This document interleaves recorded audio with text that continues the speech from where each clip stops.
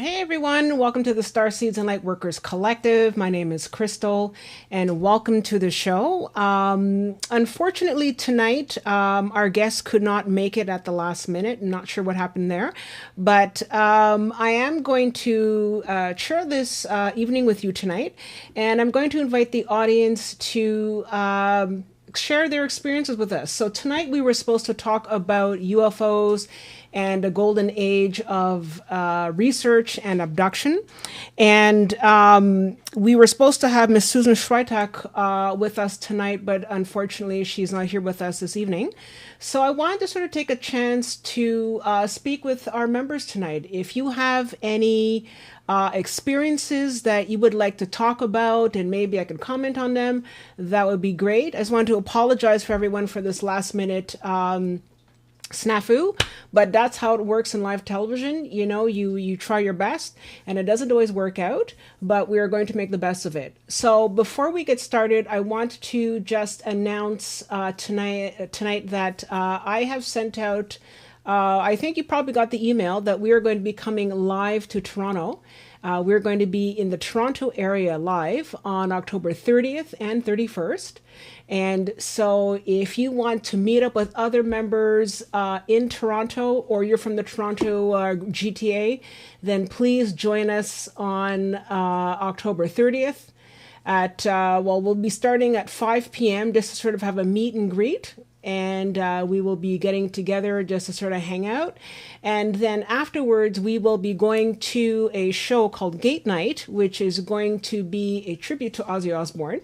So it may not be for everybody, but definitely you should join us. We're going to have a good time. We're going to support one of our members and one of our returning presenters, Mr. Kevin Estrella. He is going to be playing with his band Pyramids on Mars. And we look forward to supporting him and showing all the support from all our members. So if you want to join us for the show, that's great. I'll be taking place after 9 p.m. We'll be heading over to the Imperial Pub located on 54 Dundas East. And if your rock is not your thing and you just want to sort of have casual drinks and conversation, then you can join us at 5 o'clock, after 5, between 5 and 9. And we're still working out all the details of where we're going to be meeting, but we are definitely going to be in Toronto. So please register. Let us know if you want to be with us, and it'll help us to plan how many people are going to be there. So let's see. So some of your comments, guys. Let's sort of talk about if you've had any experiences. I know that a lot of people who are members of this group have had their own personal experiences. And maybe I'll start by sharing one of my own. It's a bit weird, but I think maybe we do have Ms. Swiatek with us tonight. Okay. Yes. Oh, Susan, are you there? I am here. Okay. I am here. I was kind of like, okay, I guess she's not here tonight. Oh, well. How are you doing? I'm doing well. You've gotten very sophisticated. I forgot about that. Oh, okay. So. No worries. No worries. So I'm just going to adjust my view, and then I am going to. Well, guys, Mrs. Swiatek saves the evening. She saves the day. Hello, and we can get started. So let me just do this here. Can you hear me? Oh, we can hear you perfectly fine. It's okay, great. You can That's see great. me. Okay, yeah, good. And then good. I'm just going to get your presentation lined up here. And then, so while I'm getting that set up, did you want to introduce yourself to our audience? And this way I'll be ready for your presentation. Sure. Some of my introduction is in the presentation. Yeah. But basically, I've been the Virginia State Director for Virginia MUFON for 22 years when I was invited by the then head of MUFON, the director of MUFON, a man by the name of John Schuessler. And he's still alive. He's still with us. In fact, his daughter is very instrumental in MUFON because she's the big editor with a capital E that picks the articles that runs in the MUFON Journal. After she selects the articles, there's a lot of work to do as far as getting it ready for publication. So my husband does sort of the fact-checking and final editing type thing. And sometimes he gets thrown for a loop because he's not, really good with documents. So I end up making tables and working on the art. And so we end up, doing a double team to it. But that's what I do now. But I'm going to talk about an earlier period, the golden age of abduction and ERT research. And we'll get right into it. But ERT stands for Experiencer Resource Team, which is what MUFON has to offer. A lot of people they chafe at the concept of an abduction because they feel like, I'm not being abducted. I want to go on this adventure. So some people feel very, are very traumatized, and other people move beyond the trauma and they actually kind of enjoy it. So we don't want to put too many positive or negative handles on that. So we just call it an experience. Okay, fair enough. Yeah, and it's funny because not only have we gone from, let's say, abductee to experiencer, and I want to sort of get your opinion. I also want to put the opinion out there to, ask everybody out there. People are now calling it UAPs instead of UFOs. I'm more of the old school. I mean, I grew up, with UFOs, and I feel that somehow, and maybe this is just my opinion, but that the military has sort of, grabbed hold of this whole topic and have now decided to change it to UAP instead of just keeping it at UFO. So I don't know. How do you feel about that? Susan? Me personally, yeah. I tend to go with UFO unless you're talking in a very scientific military setting. I'm going to use the word UFO, if you don't mind. Oh no, I would prefer UFO because I don't see, and I find, like I said, I find that the American military has sort of co-opted that whole thing, and have changed it and have decided to put it in a much more militaristic defense, that kind of thing. And look, there's nothing wrong with that. I get that. I get that people need to defend their airspace. I totally get that. But I'm not crazy about the whole, in my opinion, more negative, aggressive approach to the whole UAP thing. That's just me. But anyways, so did you want to start with your presentation, or how did you want to do this? Yeah, let's just go with the presentation. And however you have it set up with my face wherever it appears. Yeah, exactly. So I have it on. I have it on your first slide. So we'll start with that then. Okay, go ahead. Okay. So golden age of abduction. Yes. Yeah, go ahead. Okay. All right. So I can't see the slide, but you're presenting it? Yeah, exactly. Okay. Geez, that's going to be tough. Oh, okay. Sorry. Oh, yeah. Did you want to do it from your end? Is that better? That's probably better. Okay, sure. Sure, no problem. If you can allow me to share. Absolutely. I can do that. Absolutely. So I will just sort of be here while you're presenting, while you're getting that ready. And, I just wanted to sort of see what our audience members have to say here. So I have Bruce. Bruce, I can always count on you when you have good information. So according to Bruce, yes, I've not only have 9 contacts abductions, but with non-humans since 1957. And even married a hybrid woman born in 1950 as Bonnie Lee Harrington. After she died in 91, my mother and I witnessed her SP. So, that's very, very interesting. That's very, very interesting, Bruce, and it's very, very personal because, to lose one's spouse obviously is not easy, but then at the same time to be married to someone who's very, very unique and an individual. That's also, thank you for sharing that with us. And maybe we can talk about that a bit later. Did you see my presentation, my first slide? Because I hit share. Yeah. You did see it? No, I don't see it just yet. I see it on my end, but today's been one of those days, guys. Honestly. Oh, there it is. Okay, so I think I see you're sharing your screen with us. Oh, okay. Okay. And if you want to sort of just make it bigger, I see the Zoom screen. While we're waiting. I want to see the Zoom screen. Yeah. So while we're waiting, I have here Kelly Wacker. I have been seeing UFOs in the sky. I count up to about 12 per night. Wow. Really? You should take some pictures there, Kelly. Really far up in the sky each night. When I walk my cat at 10 p.m., always above my house.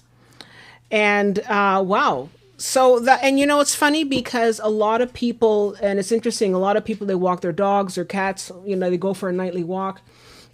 And that's often when people see them. And you know what's interesting is that a lot of people are saying the reason why a lot of people in the past have not seen them, or even now, is people don't take the time to look up. We're so busy on our cell phones and their technology that we never have a chance to actually take a chance to just walk and look up because they seem to be there, and a lot of people seem to be filming them. So there's nothing special. It's just a matter of if you are going to really want to see them, you can just look up. And also, and I mean, this is more of on the esoteric side before we get started, is that a lot of people say that if you want to see these ships, if you want to see these beings, you can actually just ask. You can say, look, I am open to meeting and I'm open to seeing these things. And when that happens, you might actually end up seeing them. As I've heard that happen quite a bit, and that they're able to sort of read people's intentions. So, I mean, let me know if you've had that kind of experience. Anyways, we'll get started now with Susan. So, Susan, we'll switch over to your screen now. Okay.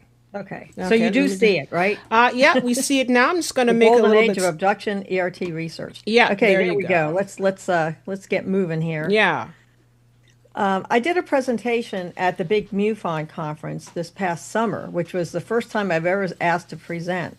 So it was very interesting. We had many people that agreed to present, and then they had to step back because the theme was rather difficult, and people felt like they couldn't do justice to the theme. And what was the theme? The theme was it was really had two sides to it. One of it was like AI, using AI possibilities in re-examining old cases, or how can we use these AI tools, and how can we and then another panel I was on was how do we quantify the ERT experience, the experiencer resource, the ERT experience, we just use it that way, which is an abduction experience. But how do we even quantify these close encounters? So I started with a little background of myself because I'm not on the ERT team and I don't even know why I was picked for this panel. However, I have a lot of background in the subject matter, so somehow they knew.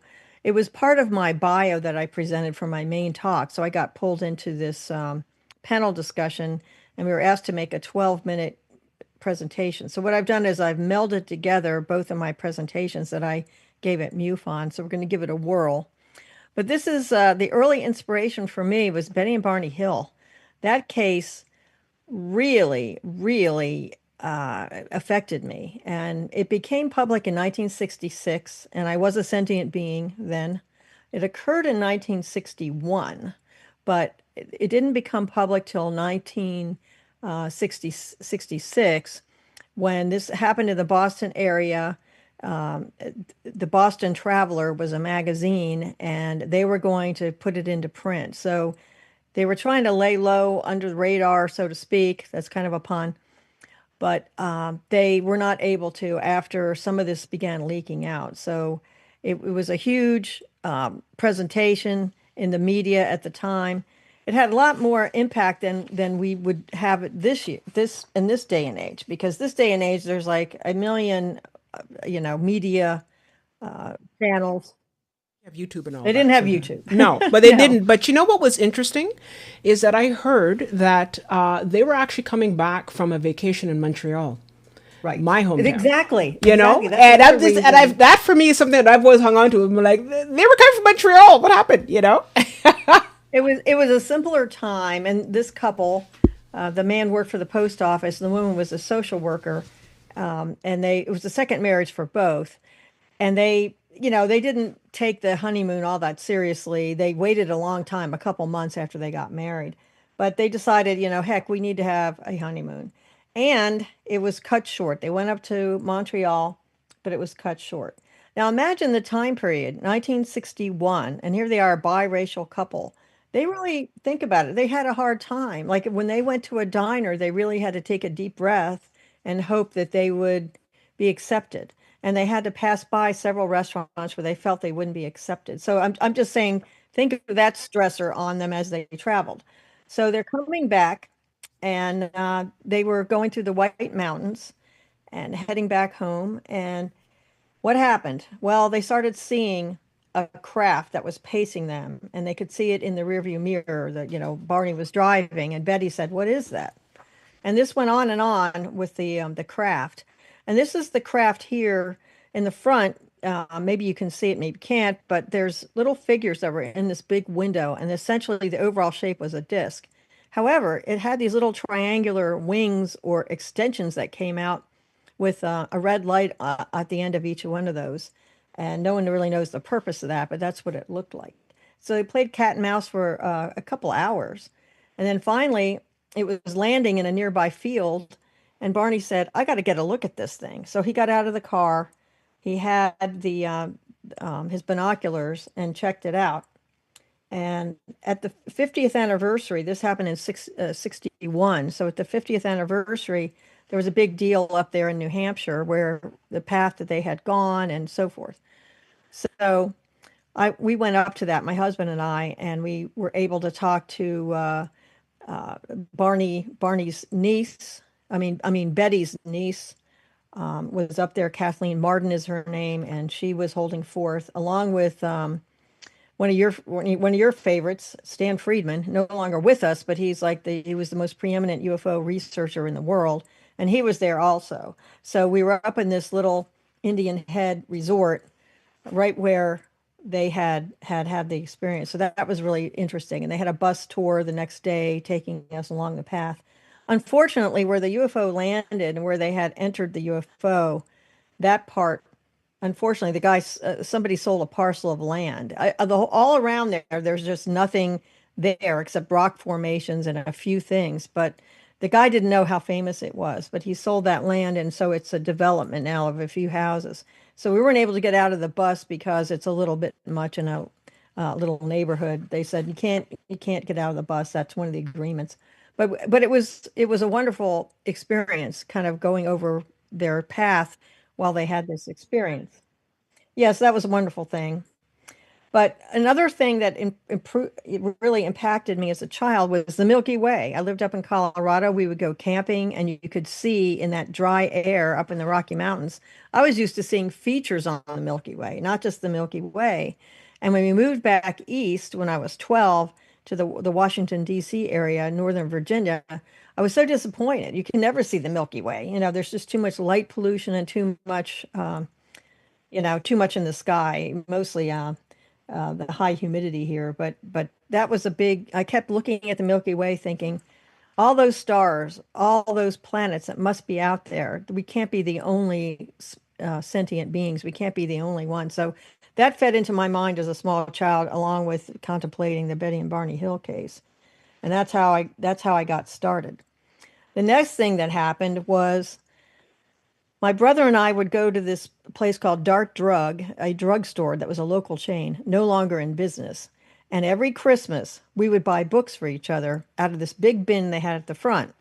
Now, a lot of you are not old enough to remember this, but in the old days, when you had hardback books, after a year or two or three, whatever the publisher wanted, it was time to surrender those books back to the publisher, and you would get money back for the books you didn't sell. And so I worked in retail, and we had to work with these books. So what they would do with hardbound books is they would drill a hole through the cover. I know it's sacrilege, but that's what they would do, because that was the contract. At a given date, the publisher said, "Okay, we'll give you a refund for all the books you didn't sell, but you have to drill through the covers." But for softback books, which is the operation I had to deal with, you rip the covers off the books. You know how hard it is for me, a book lover, to rip the covers off the books? But that's what we did for the softbound books. Now, granted, most of those books were like, you know, just it was Awesome. horrible. But we had to mail the covers back to get the money back from the publisher. It was just the way things were back then. But this book, Missing Time, which I pulled out of the cutout bin. I wrapped it up and gave it to my brother for Christmas because that was what we did. We had hardly any money, and these were $1 a piece. Well, Missing Time, I thought it had something to do. I thought it was a novel, and that it had to do with time travel. I had no idea. I didn't read the fine print on there. I just saw Missing Time. Well, I bought that from my brother on Christmas, and he opened all his gifts, most of them more legitimate than this one. But I started reading it, and I said, this isn't fiction at all. This is not about a fantasy about time travel. This is about Budd Hopkins, actually a famous artist up in New York, in Manhattan, going to cocktail parties and running into people that claim to be abducted by UFOs or abducted by aliens. And he was thrown off his game when he discovered this. So that was the beginning. This was his first book in this genre, and the rest of his work had to do with, he was a fine artist. And, that's a whole other story of his life. If you read his biography, it's incredible. He had this place in Manhattan that was all the way up, brownstone that ended up being worth millions.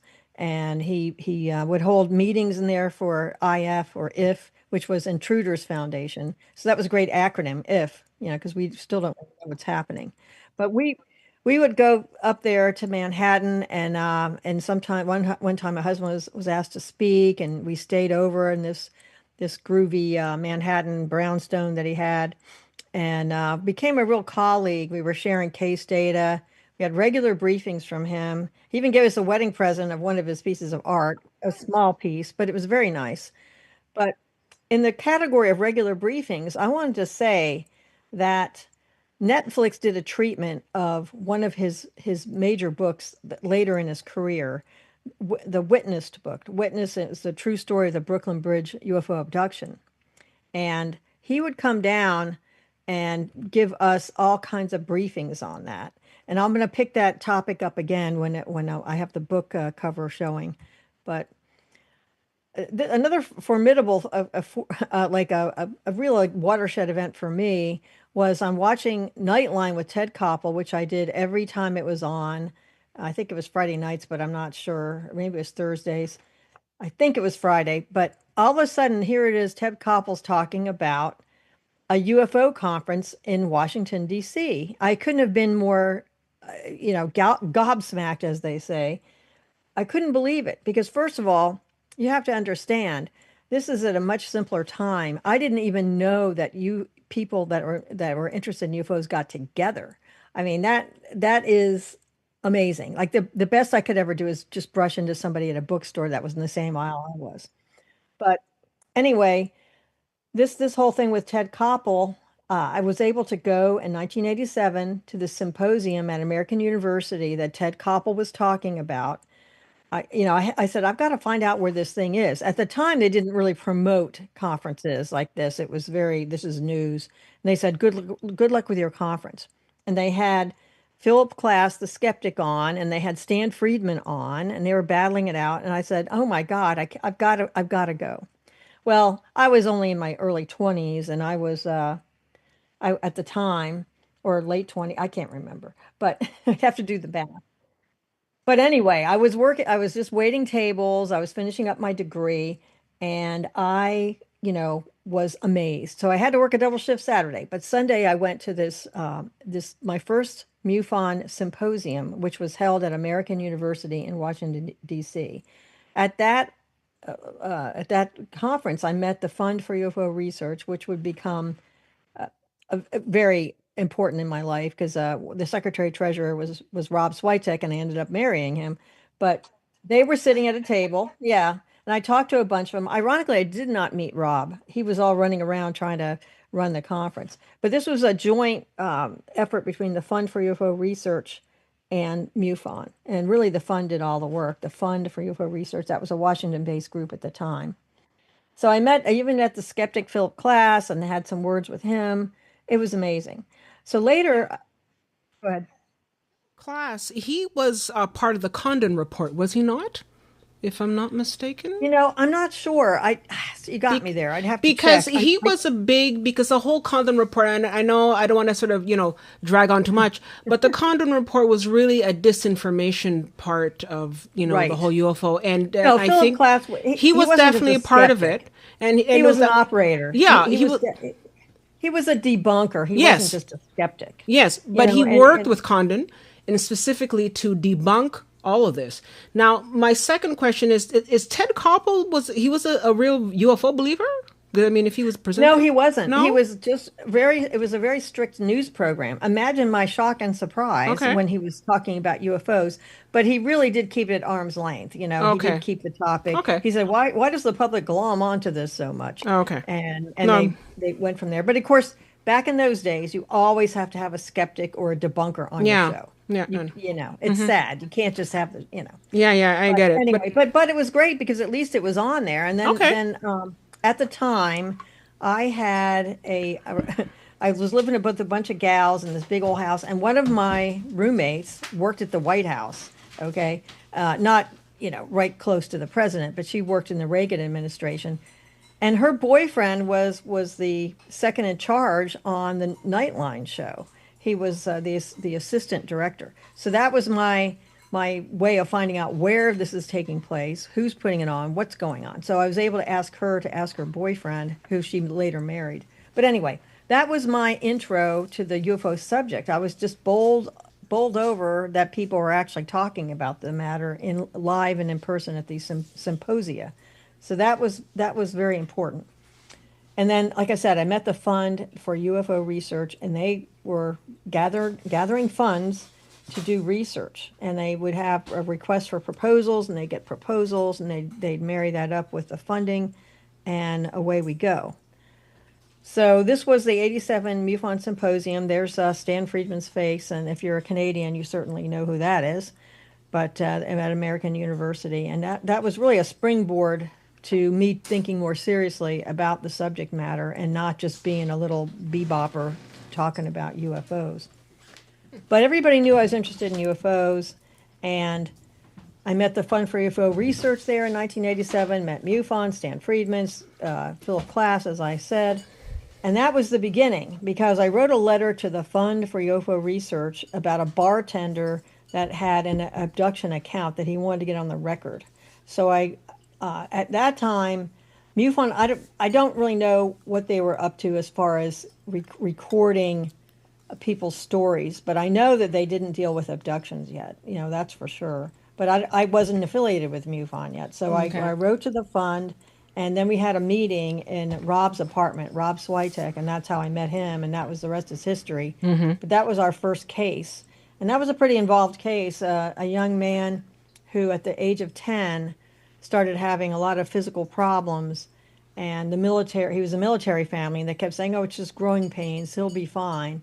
Well, it got worse and worse. So finally, a doctor looked into his eyes and said, this is really serious. It turned out he had a huge tumor at the back of his head. Oh no. And it just so happened that he had a cranium that went back, and there was an extra space in there. So it was extra space just for the tumor to grow. It'd been Oh growing my a long time. God.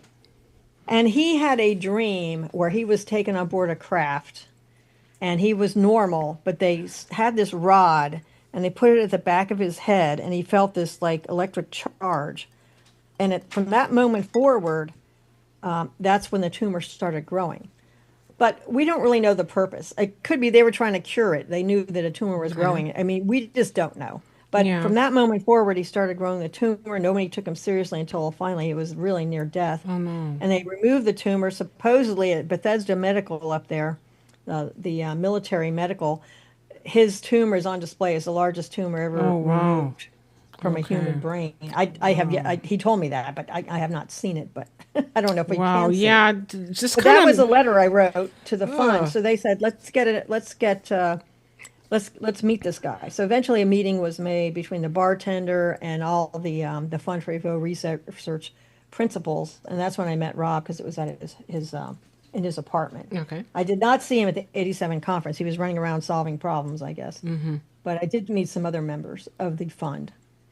Well, anyway, after that, they brought me in on cases that they were dealing with, especially women, because they were all men, and they felt like women are talking about intimate matters having to do with these cases. So that was me writing a letter to the Fund for UFO Research, and they were in the phone book as UFO Research, comma, Fund for. Like, it was kind of weird, but they're like, we have to be under U for UFOs. Okay. So that's what we did with the phone book. And believe it or not, the phone would ring off the hook with people that had sightings or experiences. And that's how I got involved with these two ladies.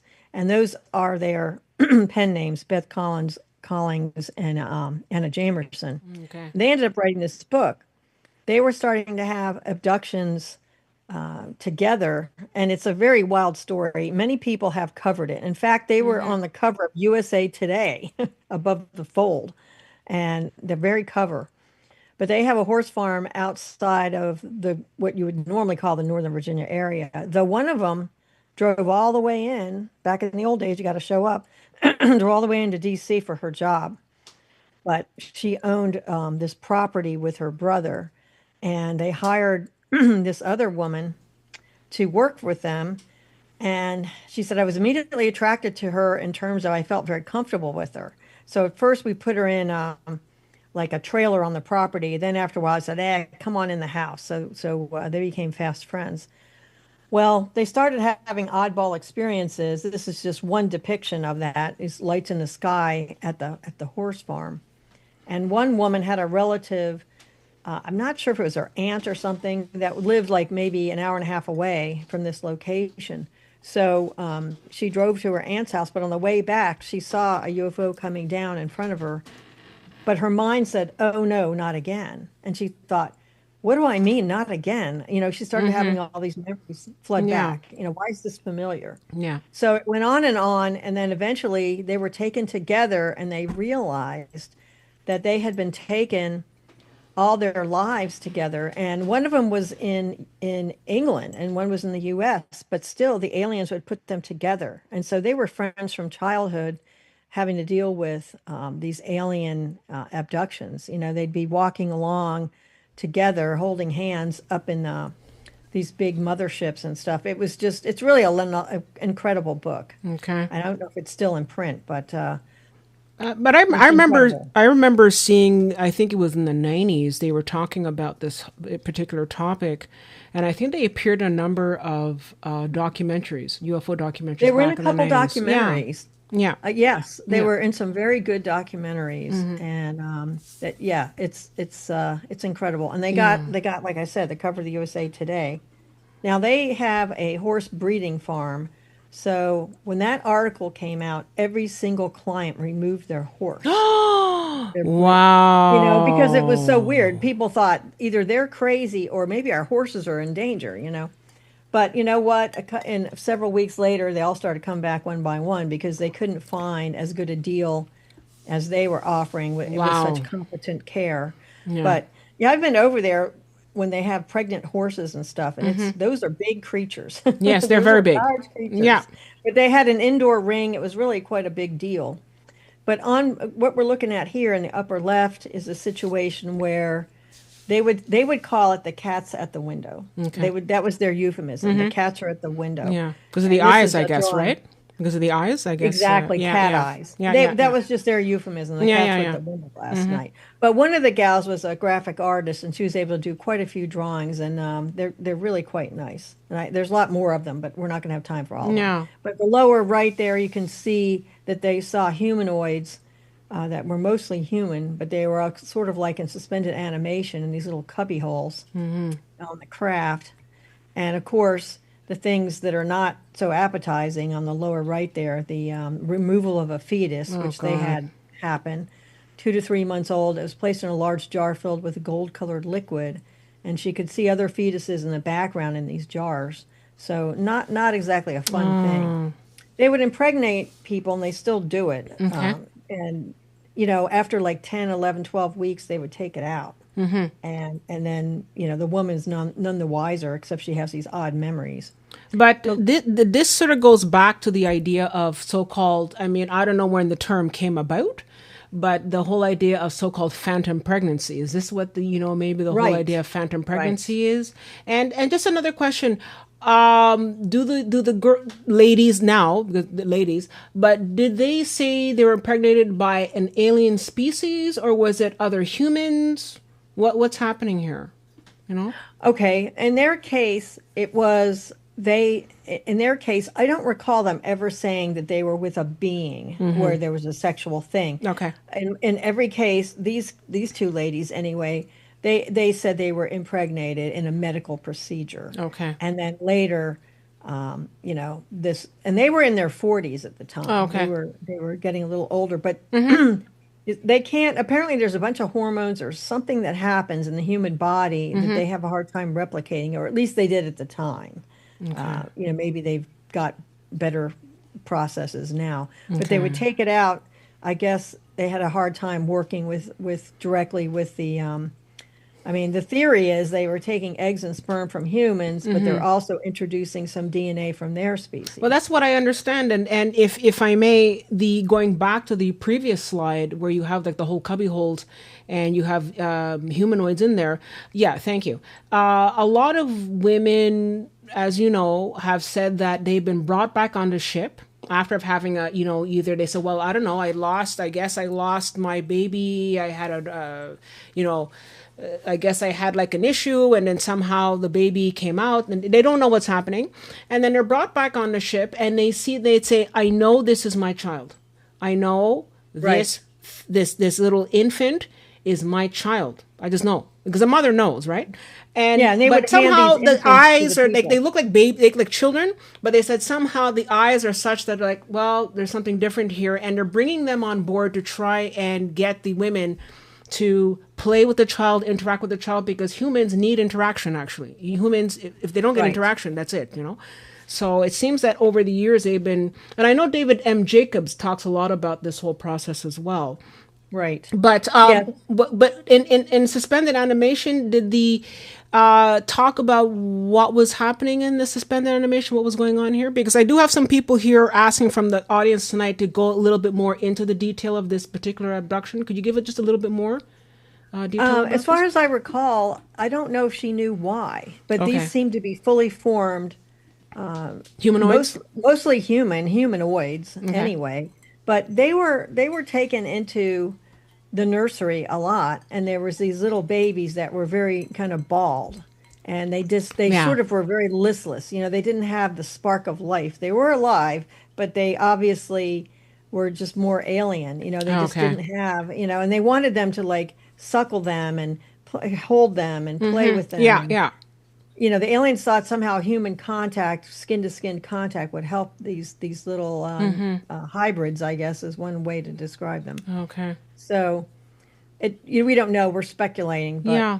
And on the left there, this is another guy that they would see all the time, and he was like tall, kind of. We used to call him the Billy Idol type guy, okay, or with that haircut. Vanilla Ice or something. Yeah. But and these guys are tall, 6.5, 7 feet tall, and they would be in the mix. And they even said they saw some insignia there. Yeah. But Now, that would be sort of a leader okay, and this on board the insignia, do we craft. know what this insignia could possibly mean? Like, if it, did they by any chance know what planet they were from? Because I've also heard that the Greys are being, how should I say, managed by the Palladians or the Tall Whites. Because we have a member here who is very, very experienced, Susan, and she's told me information about how she's understood that the Tall Whites or the Palladians are controlling and managing the Greys. Would you be able to comment on that?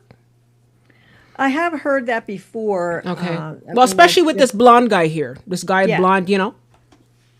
we had, we had another abductee that had this experience with this tall blonde guy.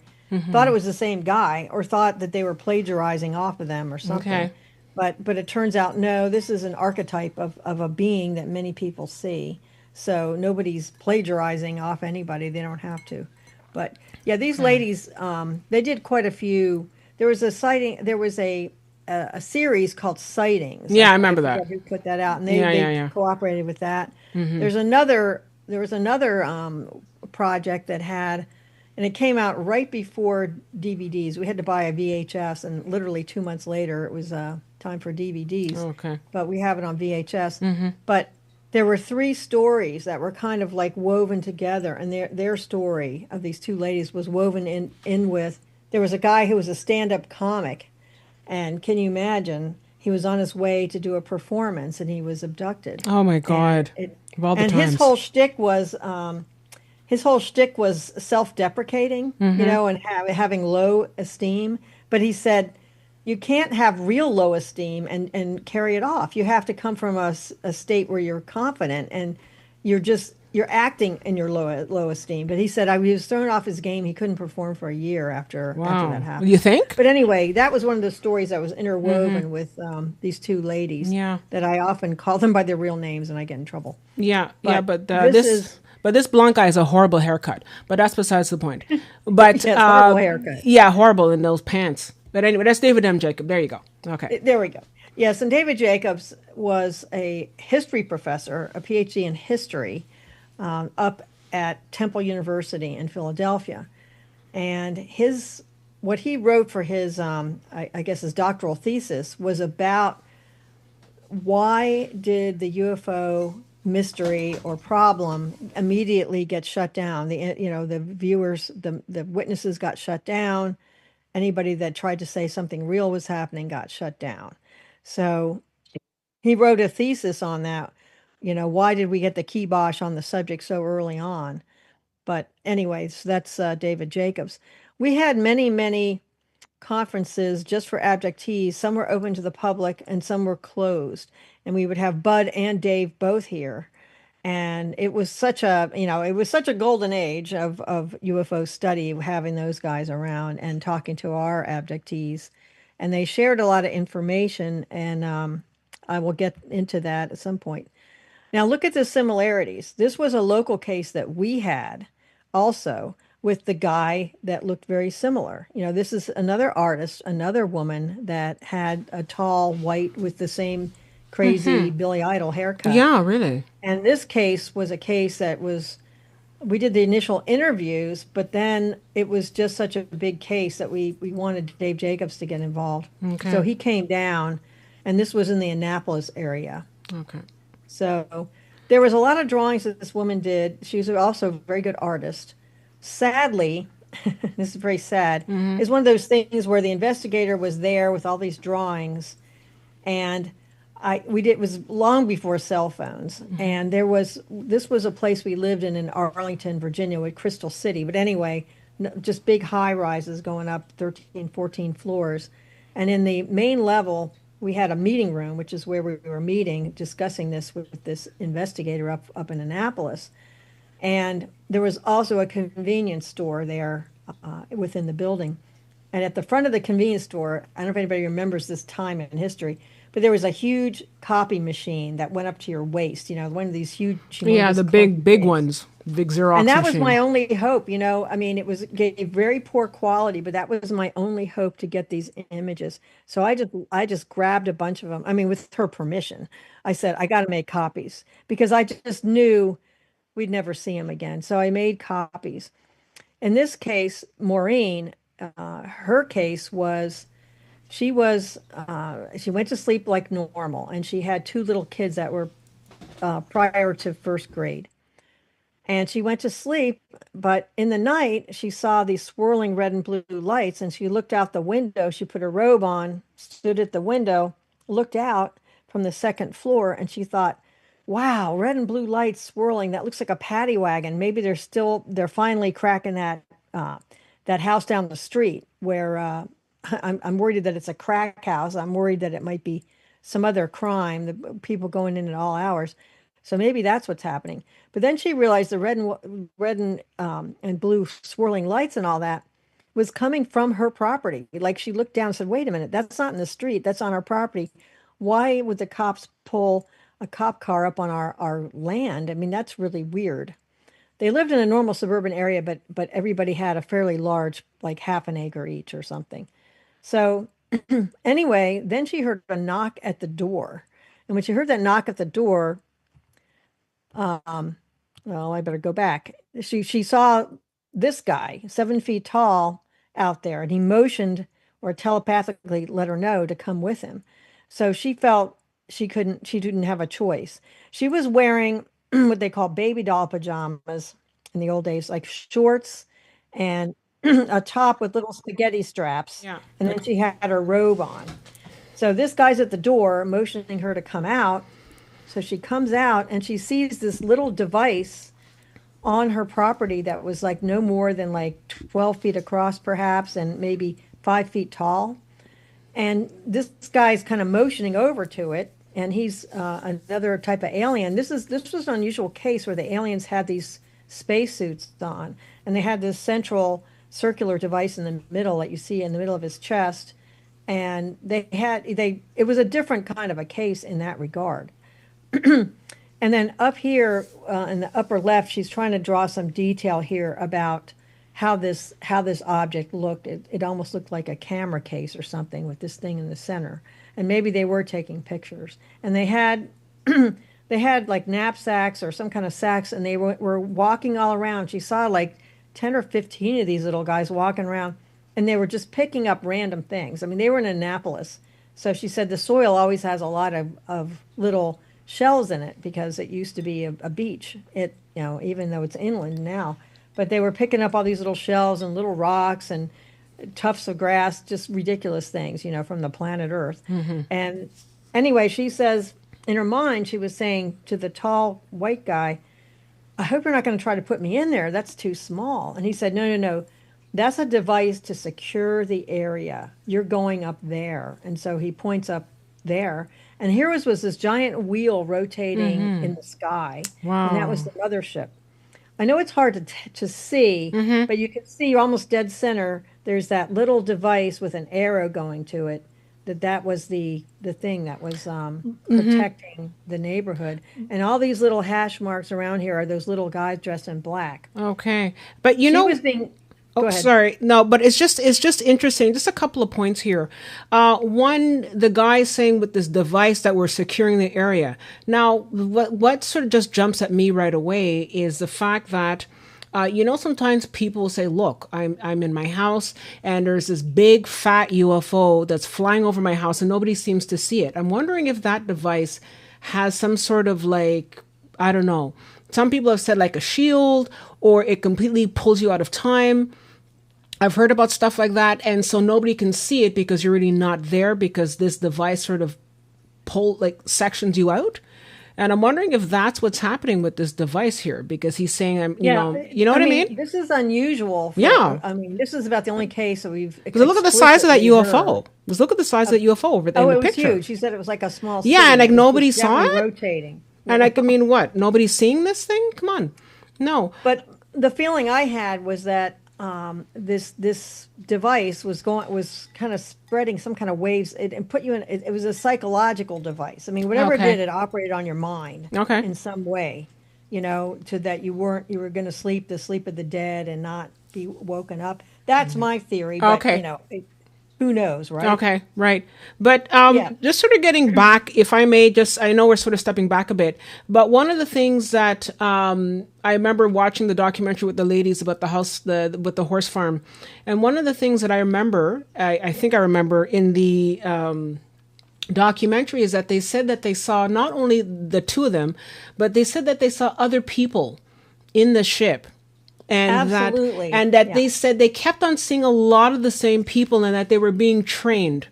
And if I remember correctly, they were being trained in order to fly these ships, because at some point in the future, they would need to be able to fly these ships in order to remove people from the planet, to take them off during an emergency. And I just it's not the first time that I've heard that, not only from those ladies, but from other people as well. And, it just seems that kind of like something's going to happen in the future where they need people to be able to operate these ships, because when the time comes, they'll need to take people off the planet when something's happening. Like, for example, if there was a large EMP or a pulse happening with the sun, they would need to take people off. I don't know if you wanted to comment on that. No, it's a common theme. Many people, when they're abducted, they're shown like the Earth, and they're shown the Earth going through all these cataclysms, like cracking in half, or the fiery atmosphere, or whatever, or sun or something. This blends in with a lot of biblical prophecy, and especially if people are leaning that way, they see it in that way. I'm dealing with a guy in West Virginia now who's 83, and he's confined to a wheelchair. He can take a couple steps to go use the restroom or whatever, but he's got a caregiver coming in a few times a week. Okay. But his whole life, he's had these experiences, but he says that the creatures, the beings look very human, and they're angels. But it's similar to an abduction, but he sees these as angels, and it's the same kind of thing that they will have to remove the humans at some point. Yeah. And he says, I don't want people to be afraid of UFOs. If they're here to take us away, we should get in. You know? But Yeah. that's a side note. But I'm working on a manuscript with him to get Okay. that out there. Yeah. I see that she has this little arrow, and it says geographic center of a secured perimeter. So it was something to secure the perimeter. Yeah, the perimeter. That's what I'm Anyway. thinking. Yeah. But when she goes up there, she has a chance to look down, and she sees some things that were helped verify that she really went up there, because she was able to see in people's back decks, like, oh, they made their deck bigger, or this one got got a pool put in. Okay. Things that you can't see from the street Yeah, because yeah, of all yeah. the big trees. So she was able to go back, and she made a point Okay. of going back and seeing if these were true facts that she saw while she was up there. Well, Yeah. anyway, she came back. I know this is kind of dim, but I try to lighten it up, and then you can't. No, it but just we can doesn't- see it though. We can see it. Yeah, it doesn't work. Yeah. What happened with her is she had this phantasmagorical experience. She was on board, and these beings would salute each other. They'd salute the tall guy with these weird little salutes coming from the waist, I think. And so it still had a military kind of bearing about it. Okay. Well, she was having a physical examination, and then all of a sudden they said, your military is vectoring in on us, so we have to put you back. Oh. So that's interesting. Wow. So they put her back real Okay. quick. They held up her robe, and she was forced to kind of put her arms through the robe like this, and then they tied the robe in the back, which is not the way Yeah. that she wore it originally. Wow. But it's all, and then she's thrown back in her bed, like just through the wall, and she hears all these helicopters. Wow. Okay. And Now, she's having this wild experience. okay. Now I wanted to just sort of take a segue there because, as you know, well, they're talking about the golden age. You know that Eisenhower supposedly had met with different groups of people at White Sands Air Base. And one of the things is that they said that some of the tall whites were the first group of people to meet with them. And that then they said, look, if you don't, agree with this deal with us, the next group of people that are coming are going to give you weapons, but they're also going to take a lot from you. And what I'd also heard is that they had made a deal with humans on this earth, with the military, and saying, look, we want to be able to take humans, abduct them, do these experimentations, and put them back. And from what I've heard, and maybe some of it is hearsay, maybe some of it is not, but they says that it started to get to the point where all these types of deals were going sideways, and that too many people were being taken, and that I'm wondering if maybe that's a weird reason why the military came in. Because that's kind of weird that the military would know to track them and to come in. Now with everything going on, like with the satellites and everything, I understand it now. But back then, I'm surprised that they actually had that technology to be able to track and sort of go in and go after people and say, okay, like, what are you doing here? I don't know. Yeah, is this kind of weird? It is kind of weird. And this Yeah. was during conventional photography. And once again, you got to strike while the iron's hot. Yeah. So Dave Jacobs was meeting with us up here in Arlington, Virginia, as I said, right outside Washington, right across the river. And he just had a print, just a 5x7 print of this circle. And what it was my husband went up there right after he heard about this Maureen story, and she had this experience, but she woke up in the morning, and she usually gets up very early. Her husband was a truck driver, but he had a truck driver route that he would get up very early, like 4 a.m., and she would make him breakfast, and he would drive all day and come back, but he was able to sleep in his own bed every night. And he would get back around 3:30. So this morning, she felt really bad. She felt like she'd been run over. She couldn't figure out what was going on, and she said, I can't make you breakfast. I got to sleep in. I don't feel good. So he did his own breakfast. And the two little kids are there. And normally she's up first, but they came roaring into her bedroom, Mommy, Mommy, are you making us breakfast? And she still felt so awful. She said, you guys know where the Pop-Tarts are. Just have Pop-Tarts today. So she sent them on their way. Then she sat up and she realized she was getting choked, like, what in the world? because her robe was on backwards, Oh. and she had her arms in the wrong way, and she was like, straining. She said, "What in the heck?" So she got up and looked at herself in the mirror. Didn't look too good. But she's like, "I don't even have my baby doll top on. What the hell?" So she went out into the living room. The kids are watching cartoons, eating Pop-Tarts. They're happy as clams. But she sees the top of her baby doll outfit just on the rug with one of the straps broken. And then she's got this crazy robe on, the wrong way. She's like, "Man, what in the world went on? Did we have a intruder in here? I feel like I got raped or something. I mean, this is horrible. I just feel awful. What the hell happened?" So she's trying to remember this, and weird thoughts are coming into her head. So she got dressed ultimately, but her husband came home at 3:30, and she said, "Honey, I think there was an intruder in here. I mean, my top was ripped off. I had my robe on backwards. I felt like somebody had attacked me. I felt very violated. I don't know how to handle this." And of course, he's like, "Well, we can talk about it later, but I only have an hour and a half of sunlight. I got to mow the lawn." So hold on to. That story. Okay. So he goes out to mow the lawn, but then he comes in with his face white as a sheet 5 minutes later and says, "What the hell happened to the lawn?"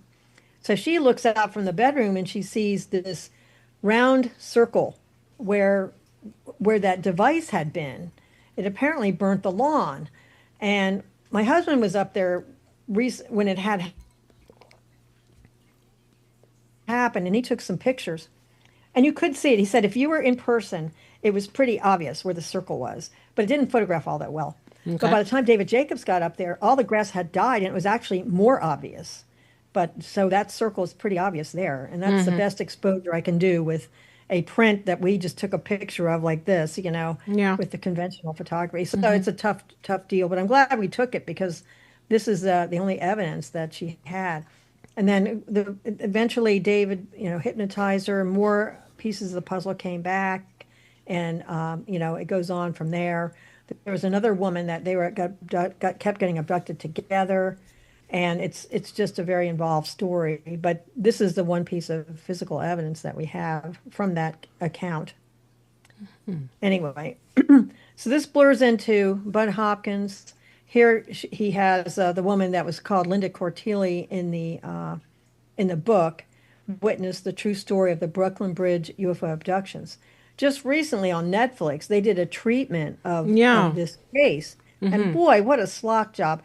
I've only seen excerpts because I didn't want to pay Netflix, because all my friends are just that were involved, because the whole time that Bud was working on this case from the very beginnings, he at the time was with Carol Rainey, who was a videographer. So she videotaped all this evidence of this account of this woman being taken out of her bedroom with these aliens up into a beam, and traffic all stopped on the Brooklyn Bridge, not because people wanted to stop. Their cars all went dead, and not even the headlights turned off, and all they could see was this woman in a white nightgown being taken up with a few grays up into a big craft. So wow. Whoa. So people, because I've heard of the Brooklyn Bridge thing, and I was under the impression that it was only a couple of people, but are we saying now that everybody who was on the bridge car stopped and then they saw this? Is that what I'm understanding? yes, it's like, I'm sure it was very late, like 2:33 in the morning or something. But there were a few cars, and a few of those witnesses have come forward. And of course, there's other witnesses that never did come forward. One woman got out of her car and she was running around her car screaming because it just didn't compute. I mean, what is she seeing? One of the people, once all the lights went out on the bridge and so forth, one of the people was a dignitary, and he was with the UN, and so the men in his car put him under the bridge. Not in the water, but under the bridge to shelter the car, because they didn't know what was going on, and they wanted to protect him. So that was there was two men in the car, like the equivalent of Secret Service, the protective detail. Yeah, like bodyguards and things, yeah. The head of the UN, and they protected him that way. But that was a part that he used to call the third man. Who was the third man in the car? And of course, it was Kwakwaka'wakw, who was the Secretary General of the UN at the time. So this was not an ordinary person. So the story continues with Linda remembering part of this, but what did we see? Well, we saw many videos of the group up in Intruders Foundation, which Budd had in his house, all talking about the case. Linda talking about aspects of the case, many things. There was another woman in that group, in the Manhattan group, who was also taken aboard the craft that night. And she remembers seeing Linda up there. And she did these huge drawings, which they showed on the video, of certain images that Linda had described.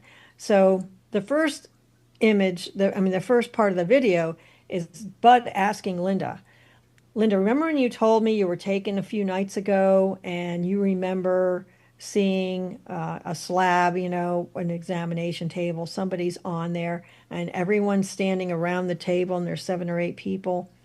And as far as the aliens go, the lighting was just showing the table, but you saw 2 alien hands like this coming out of the darkness. You couldn't see the face because the lighting was just coming straight down and those hands were visible, but that's all. Well, that's what this woman drew in this big drawing. But first you hear Linda going through her testimony again. She's kind of annoyed. She's like, Budd, we went through this. Yeah, that's what I saw. I saw 2 hands, Yep, that's right. I saw that, What is this about, Budd? And then Budd says, I'll use the word Emily. I'm not sure if that was her name, but that seems to come to mind. Emily, can you come out? So she comes out and she says, show Linda your drawings. And she shows that drawing, and the look on Linda's face, it is incredible. It is incredible. And she just gets by the time a couple of these drawings are shown, she gets very hysterical because she had previously said, to protect herself, that there was somebody on the slab, but I don't know. I didn't really see the face and all this kind of stuff. But based on what the other girl said, and her memory's coming back, and her ability to protect herself is gone. And it was her son on the slab that was not responsive. But she had protected herself from that till this moment. And she's so upset. But that is so real and so gritty. And that's just one of the videos that he showed us with these women. And they'd never met before. Budd said, have you ever met Emily? Linda, have you ever met, And they said, no. This one woman was new to the group, and they had not met, but they were on board together, and this was the proof. It was very interesting. And then the woman did some other drawings of the people assembled around the table and so forth, and but yeah, it was very powerful. So this is the kind of stuff. Here's the problem. Carol Rainey took those videos, and I have no idea if they survived the divorce. They had a bitter divorce, and she became very, very odd and difficult. And I know there's 2 sides to every story, but I was close to Budd, and I saw that. I also heard testimony from David Jacobs, who said Carol, she did a bunch of weird things. Like Budd was very... He had a lot of artists staying in Manhattan with him, and he had picked up in trade a lot of really valuable artwork, and he had some Picasso drawings. He had all kinds of stuff, and he noticed that some of the drawings would disappear from the wall, and the suspicion was that Carol took them, and sold them somewhere. The whole thing is sad. It is sad. And then David Jacobs told me that Carol gathered a whole bunch of his stuff and just threw it out on the lawn, what little lawn they have in Manhattan. Yeah. And it was all out on the street. And he said she was just awful when things went sideways. Anyway, that's a shame. It's a sad story, but this is the problem I have with Netflix. They're listening to Carol like she's this great oracle, but Budd can't defend himself. Yeah. And I know there's some kind of lawsuit, but I really need to get with those people that and talk to them and just see if that's really an ongoing thing. Okay. We need to come back with a conference about this particular case. I mean, when I ran into Linda at Budd's funeral, she said, It's been a few years now, but she said she would be willing to talk. And actually, kind of funny things happened with that case.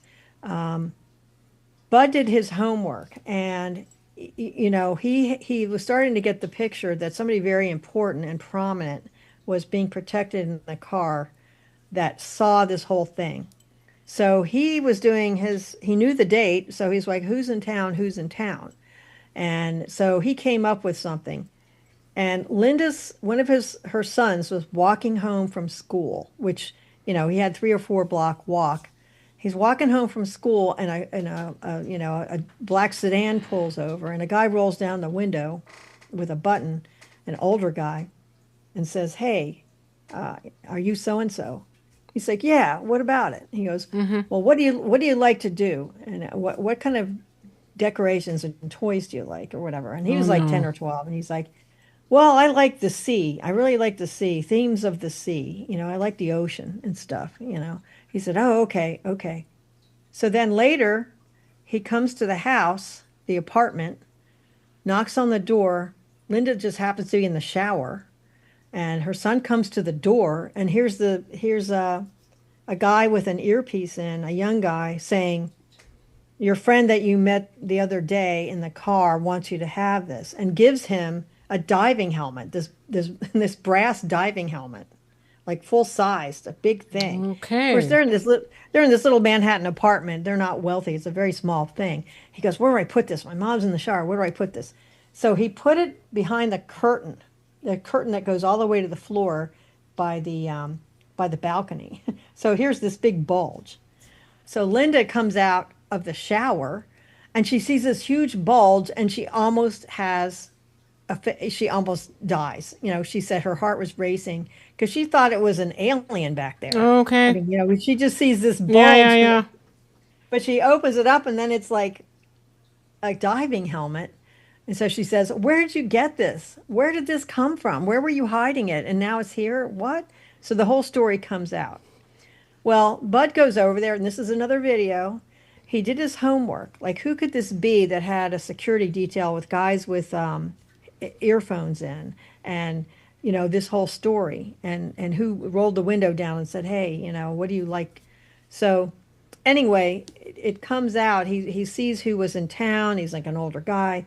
Comes up with it. The UN was in session, so he comes up with this idea after doing his research that it was probably DeQuayar. So anyway, he makes up these little flashcards with different people's faces on them, local politicians, and it had to be in the ballpark of an older guy. But this is a video where he's putting the cards down one by one and goes, "Tell me if you think you see the guy that was in the car that rolled the window down and said, 'What do you like? Something from the sea.' And later you get a diving helmet. Who is that guy?" So he gives them all these cards, and he said, "Just tell me if you think it's a possibility. We'll put it in a different pile. But if you say it's a definite no, put it in another pile." Well, anyway, he comes up with 2 possibilities, and he said, "Now here's the 2 possibilities." He's like, "Oh, that's definitely that guy." And then Bud holds the card up to the camera. Just want to say who that is, and it was DeQuayar, who was the Secretary General of the UN. So the point is, this guy gets involved in this story, and apparently he was taken to various sites with various abductions with Linda, and he considers Linda like a daughter, and he considers her sons to be like his grandchildren. Not that he's related, but he feels this kinship because she's being pulled up into this drama that he has a part in. So it's all very fascinating stuff, and the things he told us even after the book, where he still kept in touch with DeQuayar, was very, very fascinating. And I'm telling you, this thing happened. It absolutely happened, just as Bud described it. So hopefully one day I'll have a big conference down here before Linda is too old. Her 2 sons both got abducted later on. They both got involved, and that's not really in the book, but it's continued to be a problem. But But anyway, that so does happen from time to time, doesn't it? yes, it Where certainly happens. yeah. So I want to speed up because we got a lot of Sure. slides here. But this was just, then there was the era where Budd Hopkins was with Leslie Kane, and we spent a lot of time with them. We went on a cruise together, but it was with this whole group of people that were part of INFO, which is the International Fortean Organization. and Bud spoke on that cruise, but we got a lot of FaceTime with him on the cruise, and it was really great to talk to him and Leslie. We all went swimming in some crazy, I don't know if it was safe to swim there, but you're on a cruise, you end up stopping at weird islands, and you just end up getting in the water. But it was a lot of fun. Getting back to the evidence, what do we have to support the whole UFO experience? Like I said, in my mind, those videos are incredible that Budd Hopkins had with that one big case. And he's got many other points of references with that case. But one of the pushes at the MUFON conference this year was the whole idea of evidence with the whole experiencer realm. How do we get our teeth into some evidence?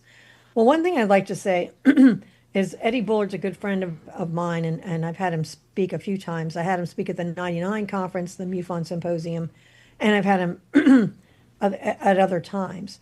But he says one point in favor of a coherent abduction phenomenon is the consistency that goes hand in hand with reliability. The more reliable the witness, the more consistent it is to this pattern. The sequence of events is very rigid among the narratives.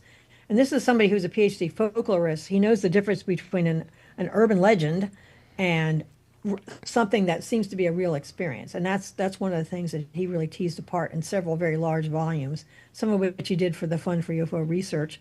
I just want to say, this was a situation where Eddie Bullard was asked, he's in Jerry Clark's UFO Encyclopedia, and he made these statements. And he was asked to be part of a project that the Fund for UFO Research was having with trying to get local abductees on the record and to tease apart their stories, just to add to the, not just pull from the existing literature, but to have people involved. And we had a group of abductees. We can't seem to find the report, but I know it's in the house somewhere. But the Fund for UFO Research had all of these abductees. It was not a huge number. I think it was like 12. But they were all taken to a psychologist, a PhD psychologist, who did a big, what they call an intake on them. It was a 2 or 3 hour process. They were looking at Rorschach blots and responding to certain testing that she had. It was multi-hours for each person. And she had no idea what the commonality was between all these people. So when it was done, this doctor, she wrote a paper. And she said these people have slightly above average intelligence as an average. They're slightly above average in creativity, but they have a very pronounced PTSD response. They have a hypervigilance, like something bad's going to happen or they need to be vigilant, And that was something she found very pronounced. Well, afterwards, she said, well, she handed her paper, what is it about these people? And then we told them that they all had selected that they were abductees, and she could not believe it. She was totally floored, and she insisted upon writing another paper about how floored she was. And this made her feel like this really is a real phenomenon, because she'd never seen anything like this. This actually convinced her there was something going on. And one of the things that Eddie Bullard came up with is that there's 8 events in a typical abduction. There's the capture, examination, somewhat of a conference, a tour of the ship, an otherworldly journey, whether they're taken mentally through images to another place or something, they almost fall into it mentally, but they're still on board the craft. Or the otherworldly journey could be to another planet, apparently. But they have that experience. They have theophany, which is a word that you don't use every day, but a theophany experience is seeing a godlike creature, or they might see, they might feel this being of light is Jesus, or they feel like it's an all-powerful being, and they have spiritual feelings during some part of the experience. And then they have the return and then the aftermath. So these 8 events, he thought, the sequence is rigid among the narratives. Like the capture is followed immediately by the examination. It's not like you get a capture, then a tour of the ship, and we'll have a conference. Oh, by the way, we're going to give you an exam. It always follows this pattern. So not all of these events happen to each recipient, but the order holds, and behaves like a real experience, not like an oral tradition or a handed down story or an urban legend. So that was what he had to say, and he said it many times in many publications along the way. Here's one of his more recent books. This is for the University of Kansas, The Myth and Mystery of UFOs. He tied all these articles together that different articles were taken from different people in the business in the field that were experts, and he did a book regarding these inputs.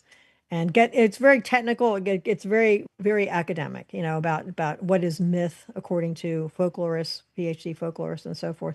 But it's a very good book.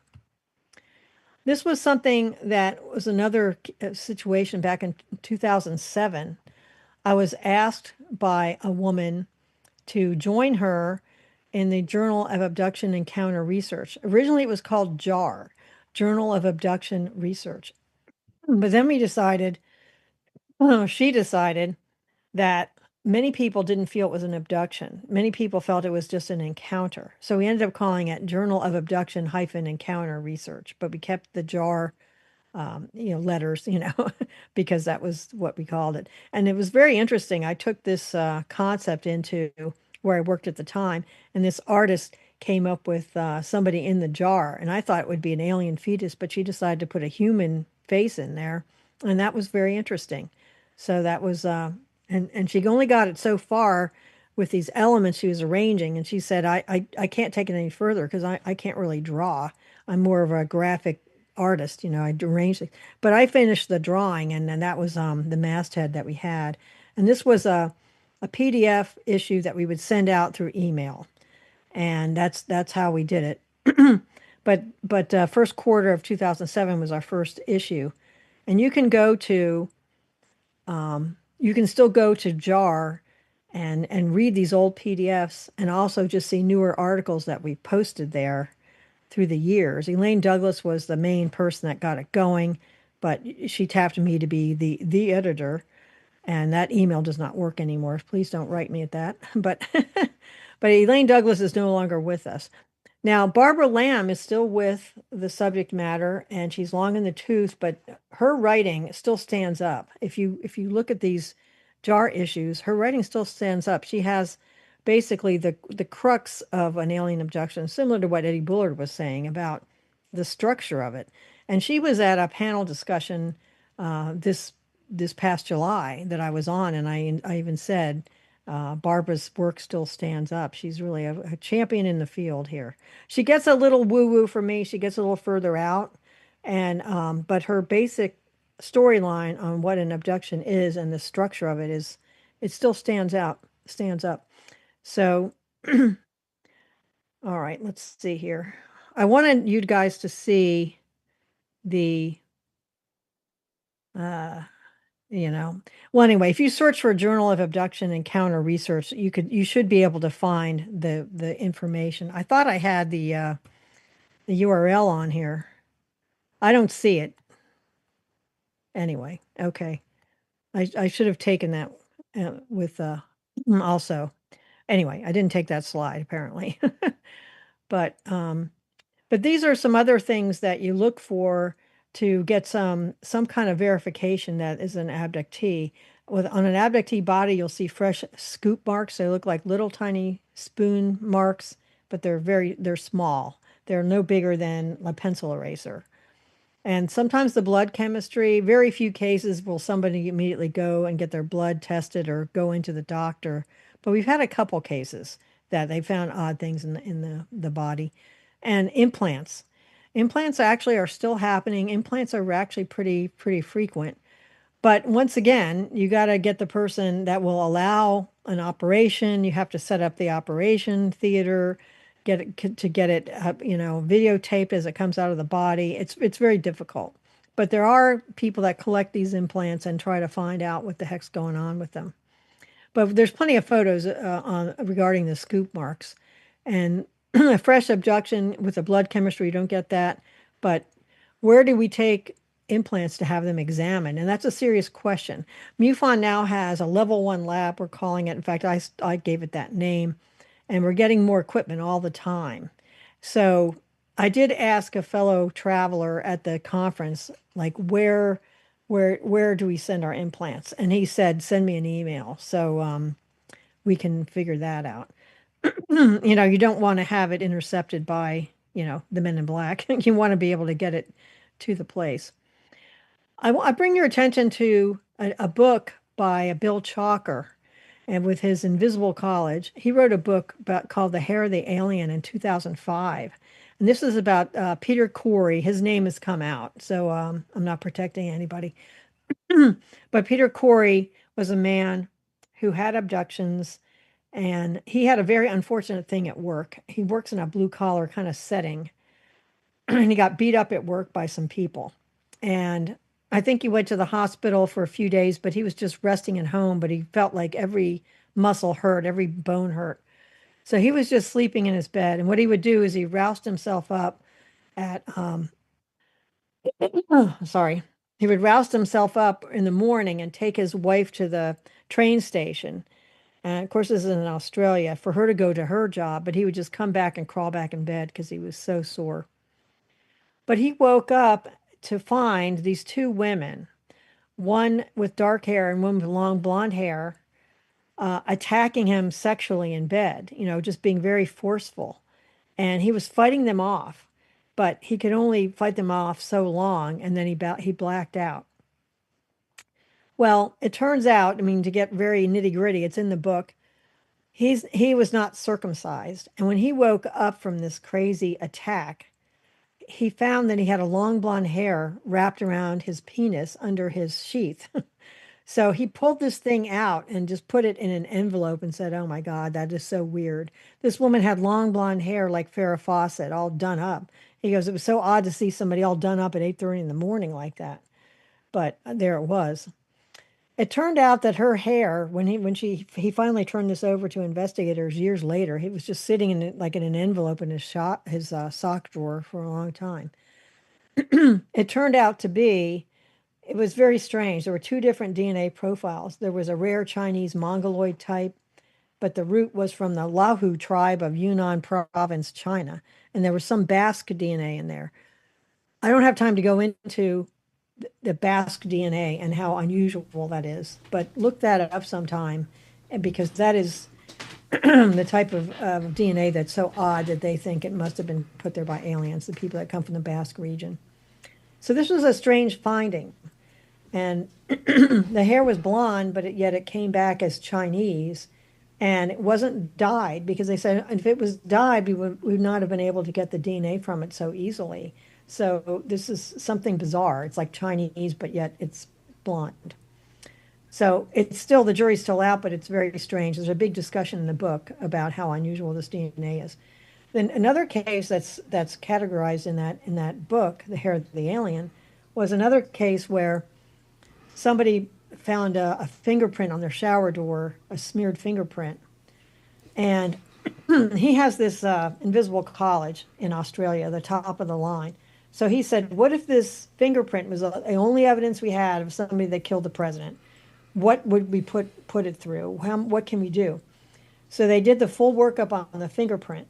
And any kind of fingerprint it was from an alien, allegedly, a smeared kind of handprint. They washed it with these chemicals, however you examine a fingerprint, I don't know. But they did find one cell of a dog, which made sense because she has a dog. So a cell from the dog's, skin went up and adhered itself to the fingerprint. But the rest of it was a very weird, deadly constellation of bacteria that would never be on a human handprint. They said it would be maybe a corpse that had several bad infections, but it was not a normal distribution of bacteria that you would normally see on a human. So that's another oddball finding, but doesn't mean they're aliens. We're kind of short on that, but it's very interesting evidence. This is the book I would recommend, this DNA and Other Forensic Evidence of Alien Abduction by Bill Chalker. And this was the treatment that the shortened version they gave in IUR, which is International UFO Reporter, which is this was a magazine that the Center for UFO Studies put out, and that was their treatment of it. But anyway, we're running out of slides here.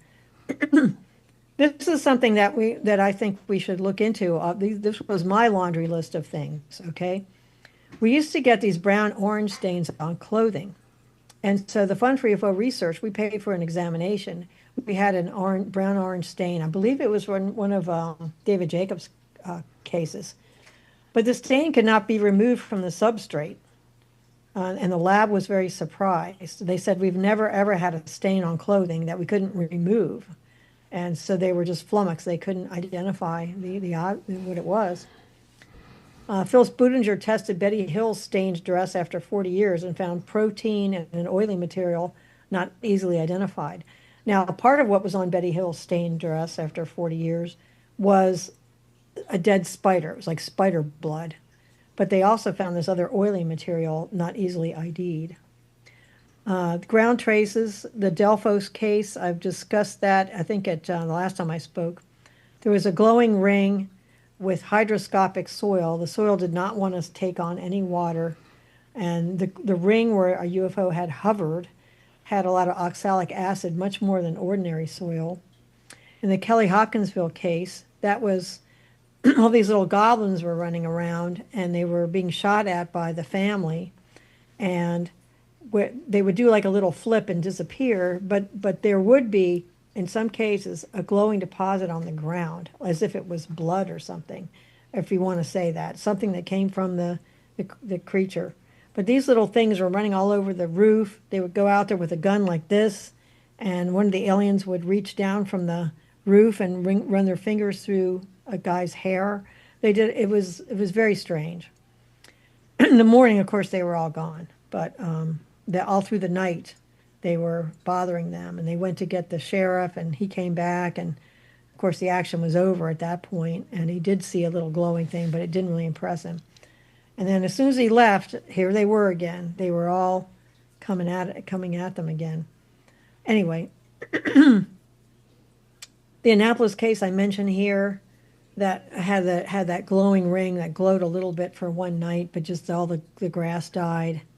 And there are many other cases where there's ground traces that glow. And then I went into the audio evidence talking about different cases. Like Richard Beckwith is an attorney in Wyoming. He's also he's on the board of MUFON. And he's worked a lot with Stan Romanek. And now Stan Romanek is somebody who I threw the baby out with the bathwater. I thought, this guy he lied a couple times and I just can't deal with it. But Richard said, he's the real deal. He just doesn't know how to handle himself. And he was caught in a couple lies. But he said, this guy is weird. We all went to dinner, and he kept trying to put his napkin over his hands and stuff. We didn't know what he was doing. And it turned out that he was really embarrassed because his fork was starting to bend. And these things bend around him, things move around him. And he said he's the real deal. He spent a lot of time with him. So I don't know what to make of the Stan Romanek case. It's just very complex.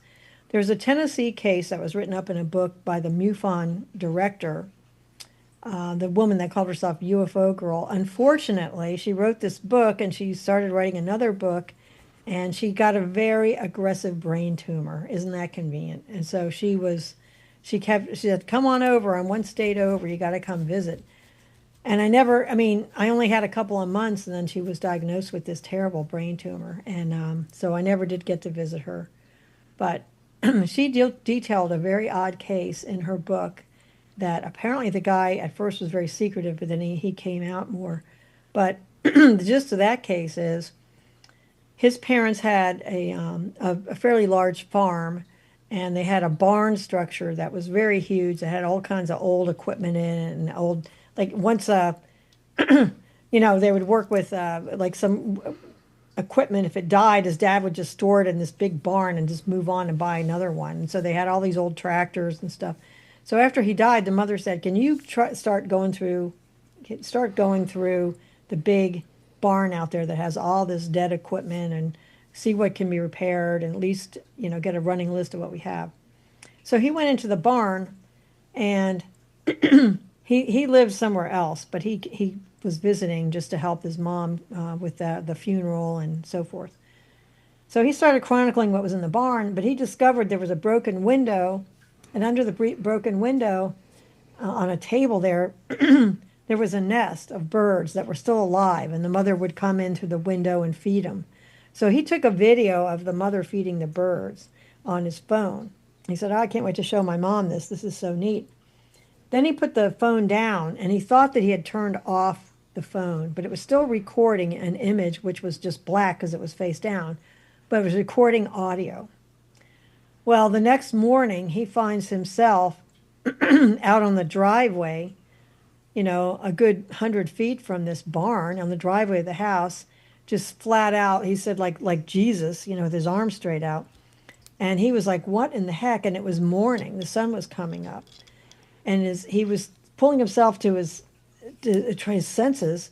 And his mother comes out on the porch and says, "Come on in. I just made breakfast." So he goes in to have breakfast, and he says, "Mom, I don't know what's going on. I was just out there. I have no idea what was going on. I was in the barn. The last thing I remember, I think I saw some birds or something. And then the next thing I know, I'm out here and it's dawn, and I'm on the, in the driveway." And he said, "You know what? I have my big hunting knife and my gun and my phone. They're all missing. I don't have anything. When have you known me to be without my phone? When have you known me to be without my gun on my hip?" And she said, "It was a strange night, but just sit down and have breakfast." So she was very stern about it. So he said, "I'm hungry, I'll have breakfast." But it turned out the phone was on that whole time, and it recorded the audio of an abduction scenario where there was clearly a non-human voice, but there was also military guys, and they came in and abducted him. So that's one of the few cases where there is evidence that the aliens are working with the military, and it's recorded.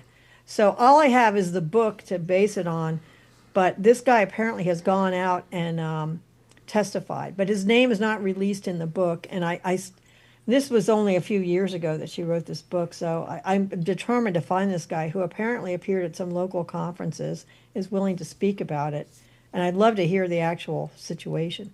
The last thing I will say is the Gary Sudbrink situation, which I've talked about before. But do we have 3 minutes, 4 minutes? We have more time. Sure. Go ahead. Okay.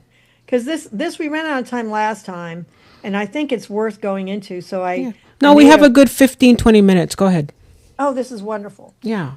So I think I touched on this before, but we never really got a chance to hear the audio. But Gary Sudbrink was a young single pharmacist with the U.S. Army, stationed in Texas. The background on this is his father and his uncle had videoed a UFO near Greenbank, West Virginia, where they traveled to check out the collapsed 300-foot radio telescope dish as tourists. Now, there was this 300-foot radio telescope in West Virginia, and it suddenly collapsed. And really, after they diagnosed it over the course of months and took it apart, it really was just metal fatigue. But they were very surprised because this array had to be examined on a regular basis. Every month they would inspect it. So they were just sort of surprised at the amount of collapse that occurred suddenly. And I will show you a picture of that. But it didn't turn out to be anything unusual. But there was a rumor going around that a UFO zapped it. I have no idea how this got started, but this was back in the 80s, and it's like, I have no idea, but I remember hearing that rumor and thinking, oh, that's so silly. But these two guys are up in New York, and they decided they said, let's just go. I've got this new video camera that I want to try, and let's go see what we can find. It supposedly was shot by a UFO. So they were sort of interested in that angle on things. So they came down to West Virginia, and they did see the telescope. But on the way down, they saw a UFO. And by the time he got the video camera rolling, it was a very small target, but apparently it went right over them, and it was very dramatic for his father and uncle. But they did have this video of a UFO, which we didn't have as many. Now we have so many coming out our ears with people's phones. But Dr. Bruce Maccabee, a PhD physicist, who was a good friend of ours, who ran the Fund for UFO Research for quite some time before somebody else took over, he looked at the video because he was the photo video an analyst for MUFON, and he wrote a cover article for the MUFON Journal in 1988. So this was this was what happened overnight with the telescope. This really it just really collapsed, Wow. and it was remarkable, but that's another story. Yeah. So. Ironically, there was a guy that was in Northern Virginia that came to my regular meetings. He has since moved down to Bristol, Virginia, and Bristol, Tennessee are all one city. They just blend in together. And I was just at Bristol not too long ago myself speaking, but he moved down there. But he came to the MUFON symposium, and he had worked on this very 300-foot telescope. And he said it had outlived its normal life. They kept putting more experiments on it, more cables, more communication, and it was way beyond the design standards that it was supposed to do. So the fact that it collapsed didn't surprise him at all. But just to counter the crazy pop rumor that was going around anyway, so that's how that ended up. But this is just from the article. Dr. Bruce Maccabee, a laser physicist and chairman of the Fund for UFO Research, is also MUFON's state director for Maryland and an optical physicist. So he looked at Bill Sudbrink's video, and he did say that it was an anomalous thing, but the target was very small, and he went into all kinds of detail about, the frame seconds on the range. If you want to read it, you can get into it, but the range of the light is so small, about 2 millimeter diameter, that it wasn't much he could do, but he did see the object, and it seemed to be a real object in real space. That's about all he could say. It was May 28th, 1989, and they were returning from a vacation. So I guess this was 89 that this article came out. Well, anyway, so that's Gary's dad and his uncle. But this next chapter, if you want to call it, that happened in 93. This guy, Gary, who is a pharmacist, was there in Texas, and he took American Airlines flight 227 on a DC-10.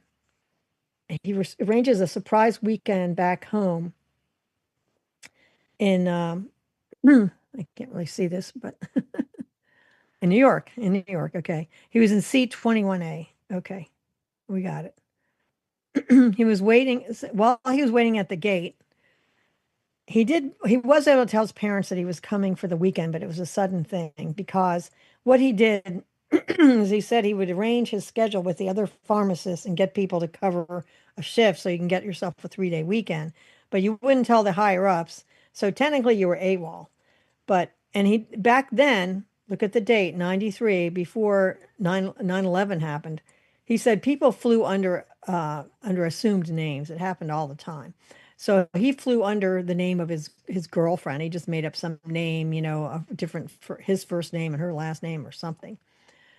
So anyway, he had on his uniform, which had a metal identification name on there, his first and last name, and probably his rank. But then he had a V-shaped sweater that was also, Army issue, and it covered up half of his last name, or half of his name in general. So yeah, half his last name. So this guy came up with a clipboard and said, while he was waiting at the gate, a man started asking a lot of questions. What's your last name? And asking all these questions. He thought, this guy's going to get me on being AWOL. Either that or is this Amway? Like, why is he asking me all these questions? What I do and where I live and everything. And he suddenly realized he kind of revealed too much about himself. So at the airport, he goes over to a payphone, remember, 93, calls his landlady to watch his apartment because he's not really sure. He revealed too much about himself to this guy with a clipboard. Anyway, he's so glad he gets on the craft, and because he figures he's shaking this guy. Well, he sits down in his seat, and then another man inside the plane follows up with him and sits next to him and starts asking the questions again with a clipboard, a different guy. So he is just really flummoxed by this, and this guy's on the plane. Now, keep in mind, in 93, sometimes people had minors flying alone, like between two parents that were divorced. So at that time in history, you could actually go on a plane and kind of tuck somebody in and then leave the plane before it takes off. And well, anyway, this guy was there harassing him. So the flight attendant comes by and says, "Man, sir, you have to leave because you're not. That's not your seat. That's not your seat. This other guy's going to sit here." Well, then he went into the aisle behind him. I mean, the row behind him, and was leaning over like this, saying, "No." As I was saying, "Now, where do you live again? How far? How long will you be away from Texas?" All this craziness. So the flight attendant comes up again, gets rid of the guy. So he flies into town and he arrives at his parents' home in Brooklyn. After he lands in the aircraft, I think it was LaGuardia, but then he just takes a taxi home. He gets home and he calls his best friend and says, "Hey man, let's go run around together. I'm here for the weekend. I haven't been home in 9 months." And the friend acts very blasé, like, "Well, I know, but we just talked." He goes, "What do you mean we just talked?" He goes, "You called me 15, 20 minutes ago." He goes, "I was in a taxi 15, 20 minutes ago. It couldn't have been me." He said, "No, you said you called and you wanted to run around this weekend, but you said you didn't sound like yourself because you had a cold." He's like, "That was not me. This is my first phone call." And I was able at a conference. This is when I met Gary. He had that friend with him that said, "Yeah, he called me, but he's said he had a cold, but apparently it wasn't really him." Anyway, then these weird phone calls begin. So I'm just going to play the calls because they're self-explanatory and hopefully the sound will carry. See what we can do here. Let me turn it all the way up. Okay.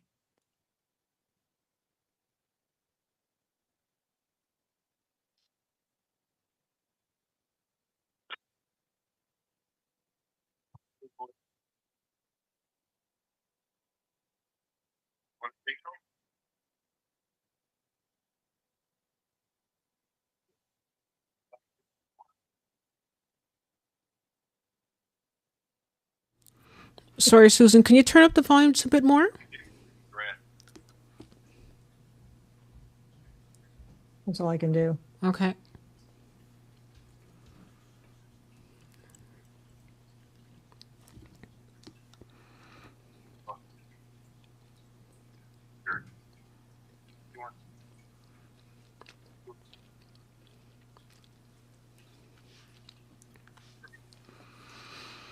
I don't think we can hear it on our end. Sorry. You can't hear? We hear like little bits and pieces, but we don't really hear the conversation. No. Okay. Okay. Here's what I can do. Let's try this again and I'll put the microphone Sure. on there. Let's see. Yeah, I think that's the best thing. Okay. Anyway, there's probably something else I could do, but let's try this again. At one point, somebody says, "Is this Stephen?" That's his brother's name. You're probably wondering how he could record the calls. Well, back in the old days, you have magnetic tape in there in your answering machine. And if you have the presence of mind while you're on the phone, a lot of these machines, and we had one like this ourselves, if the phone call is happening and you want to record it, you could hit the record button. So all of these calls come through. Gary picks it up and it's weird enough that he hits the record button. So that's why we don't have the beginning of the calls because he has to realize something is weird here. Let's try this again. Sure.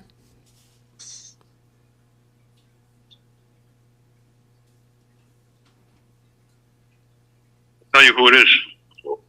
Yeah. Do you want to speak to him? Yeah, who's this? Steven? Are you playing games with me or what? Huh? Steven, if you're playing games, I'm going to kick your ass. Huh?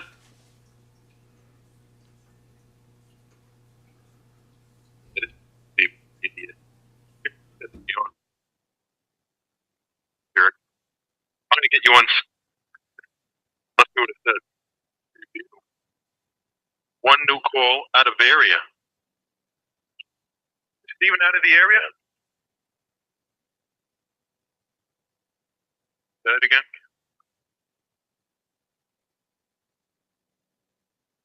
Wait, hold on. Is Steven out of the calling area or what? What do you mean you don't know? He's in Queens. don't know who the fuck. Hello?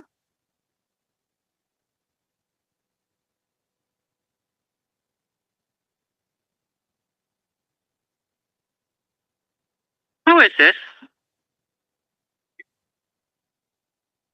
That looks like a robot. What was that again?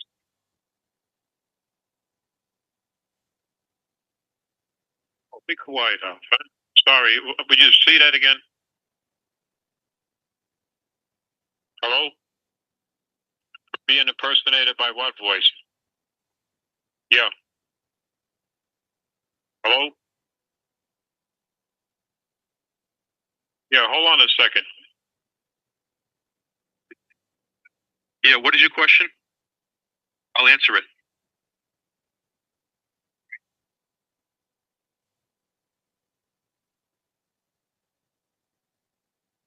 Along. Right. Am I coming back? Is that your question?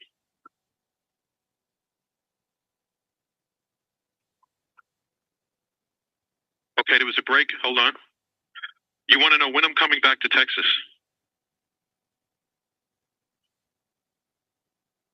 Oh, is that your question? Sure. How long am I going to be back from Texas? That question doesn't make any sense. Okay. I'll be coming back eventually. I can't tell you when. You should know that question, the answer to the questions, because you seem to know more about me than I do.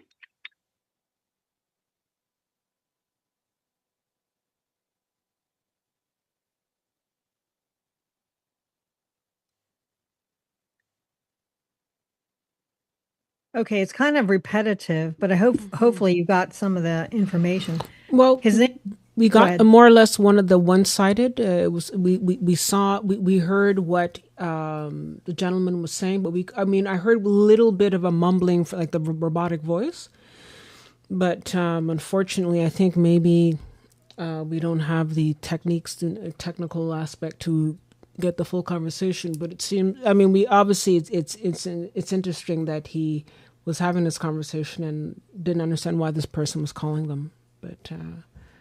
Yeah, we only got one side of it, but yeah. Well, it's I'm just trying to think how I could improve it. I don't know. But we did hear that it was robotic, though. But it seemed like the voice was very low. It was a definite male voice. It was very low, but but the person wasn't really making much sense, though, from what I pick up. Yeah, he kept saying, "How soon will you become going?" I can't even say it. It's grammatically incorrect. How soon back? How soon will you be back to Texas, or something strange like that? And is Gary Sudbrink there over and over and over? But he did say you're being impersonated by the other voice, which is odd because that very night he'd called his friend and told his friend that I'm here, let's go run around, and his friend said, yeah, you just called me 20 minutes ago and said you had a cold, so you didn't quite sound like yourself. So that's a bizarre situation. And now this thing is saying you're being impersonated by the other voice. Oh, maybe they were recording his voice or something to sort of try and make a false persona. I don't know. They're recording his voice. Maybe it's very weird. Yeah. I can't explain it. Wait a minute. Okay, let's hear a couple more and see what you think. It's very strange. Let's try it.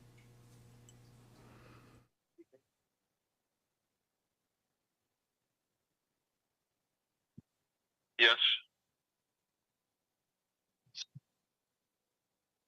Can I answer any questions for you?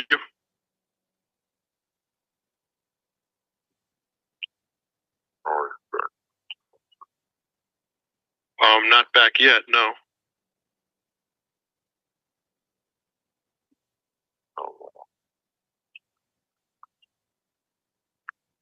How long are you going to be back from Texas?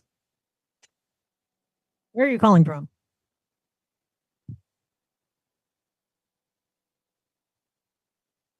Yeah, why don't you tell me where you're calling from?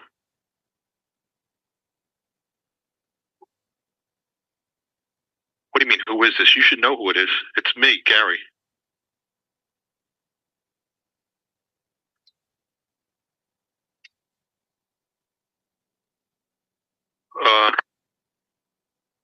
Wait, let me ask you this question. Where are you calling from?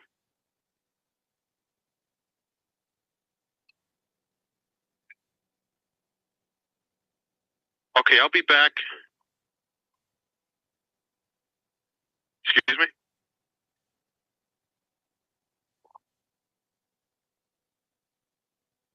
I can't hear too well. It said, keep your eyes on the skies near Orion, the full moon. That's what it's saying? Keep your eyes on the skies? Identify yourself. Why are you calling me? Excuse me?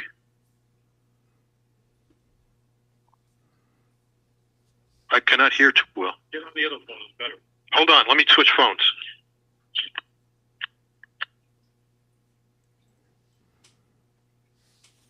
Okay. Okay, hold on. Now, who are you?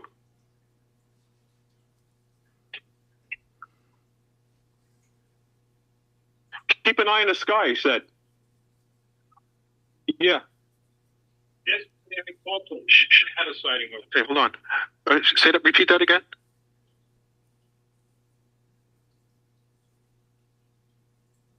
Please repeat.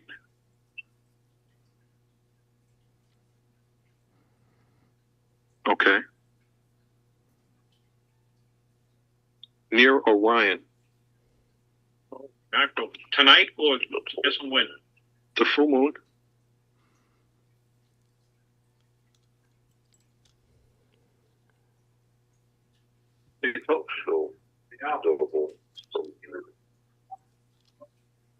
Repeat.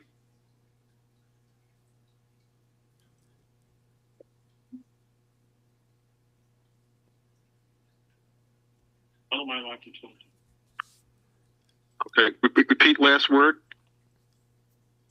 I'm hearing static. Tell him I like to talk to him. He hung up. The last thing he said there was see double of you, which, totally weird. Yeah, Let's see. Okay, let's try this again. I know we can do it. I know the thing is not very loud, the item.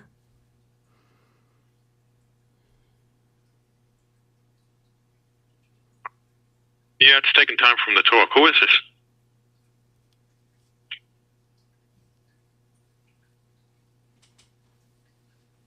Stephen, this is not funny, you know. Brian, it's not Stephen. What do you mean, Brian? I mean, Gary. How do I know it's not Stephen? It's not Stephen. Hello? I had a UFO experience in West Virginia, which you probably know. And I know that you're an intergalactic person. Can you speak a little louder? Sir? Can you speak a little louder? Let me speak to him, Dad. I guess I don't know what. All right, I'll hang up so you can talk to me. He wants to talk to you. Okay. Hello, can I help you? Yes. Yes, that's me.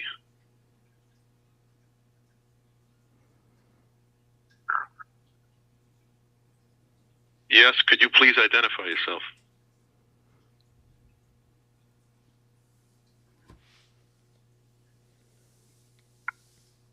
Identify. Yeah, I'm back. I'm in Texas right now. Oh, he asked me a question.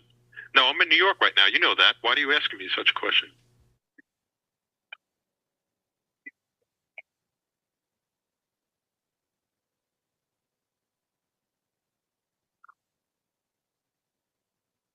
Yes. Stephen, if this is you, I swear to God, I'm going to be pissed. Huh? I'm trying to listen to him. Excuse me?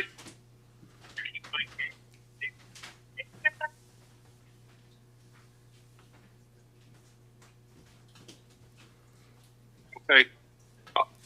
I'll be back from Texas. Could you speak more? Please speak more.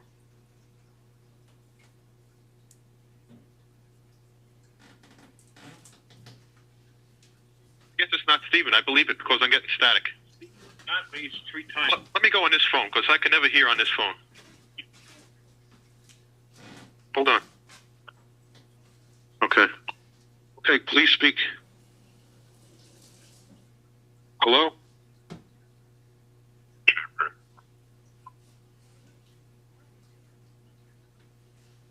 Okay. Did I go out right now? Right now? Okay, see, not sure where Orion is now, but we'll go outside.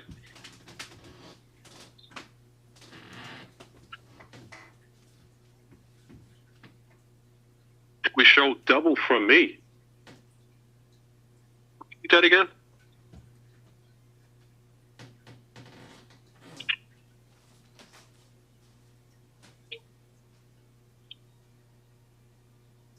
We only have one left. It's worth hearing, the last one.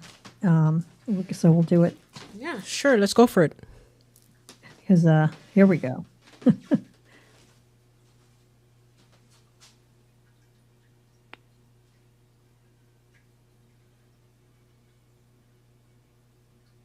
Yes, this is me. Can I speak to you? Can I ask why you're...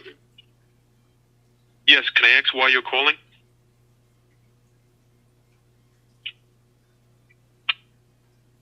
Can I please ask? Yes, this is.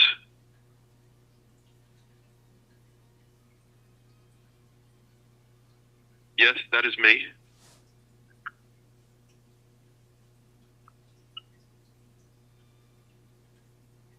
Say that again?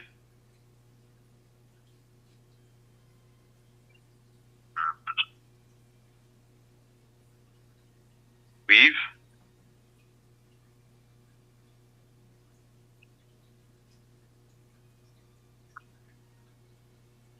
I'm staying right here. Is this a joke or what?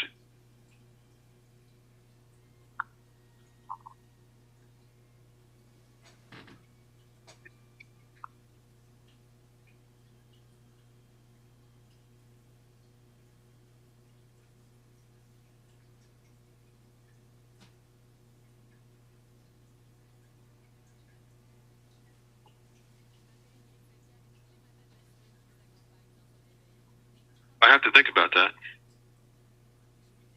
I'd like to see you.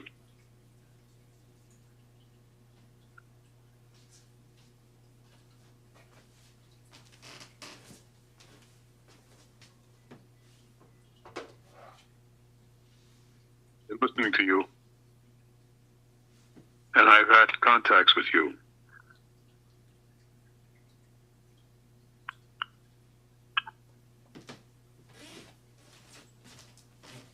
Interference? You have? Please explain what type of interference.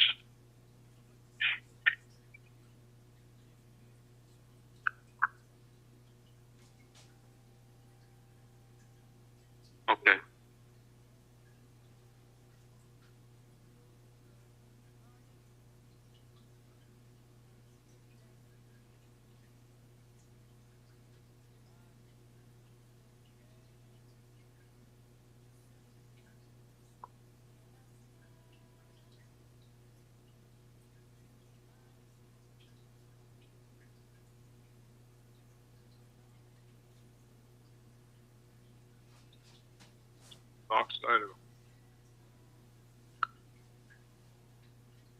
Okay,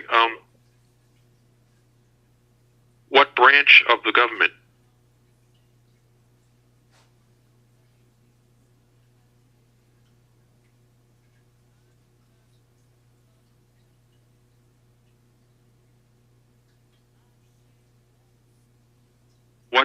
What should I do?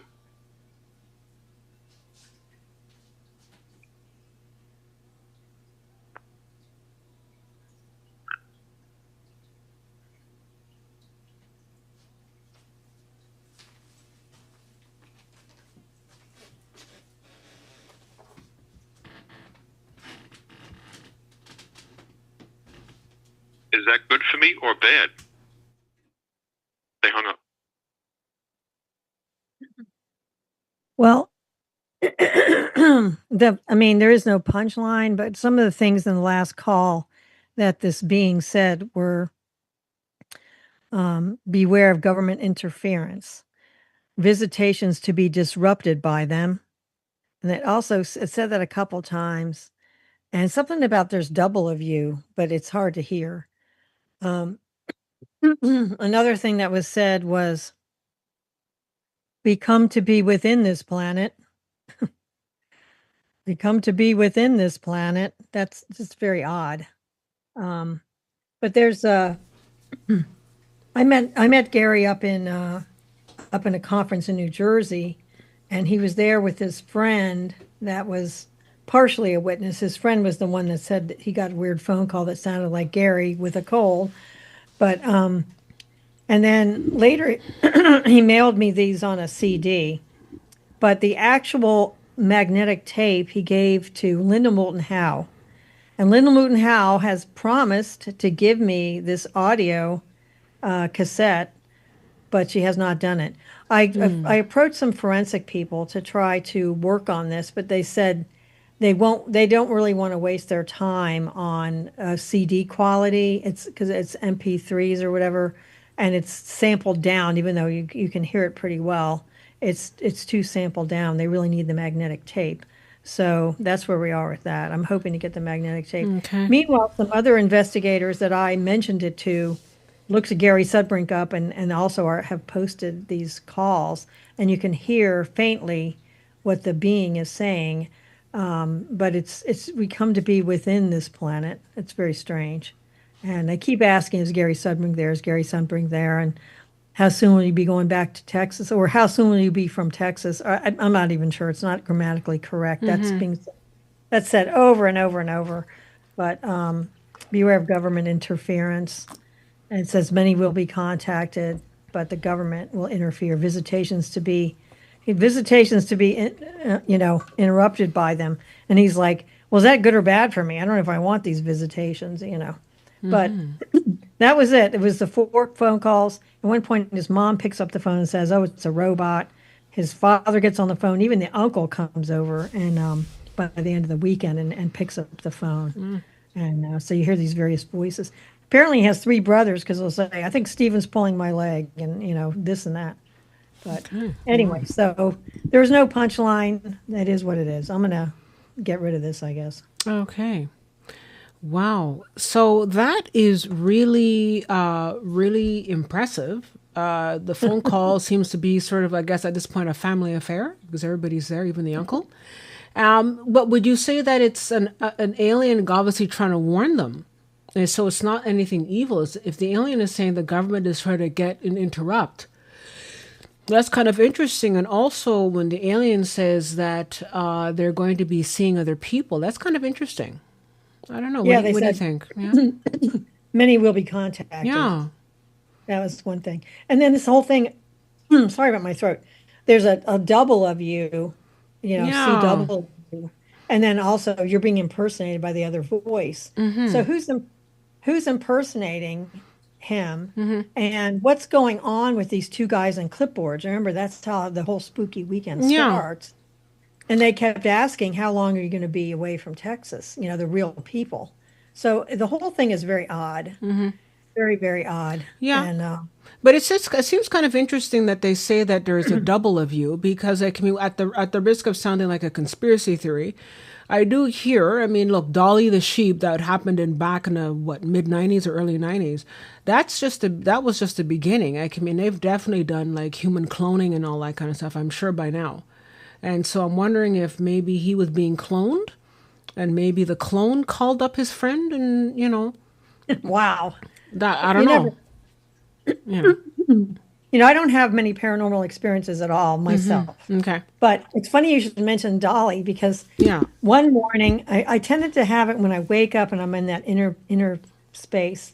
And my husband's there. Sometimes we have small talk in bed in the morning. And I was halfway between wake and whatever. And I saw 2 identical sheep heads, the real furry kind like Dolly was, upside down.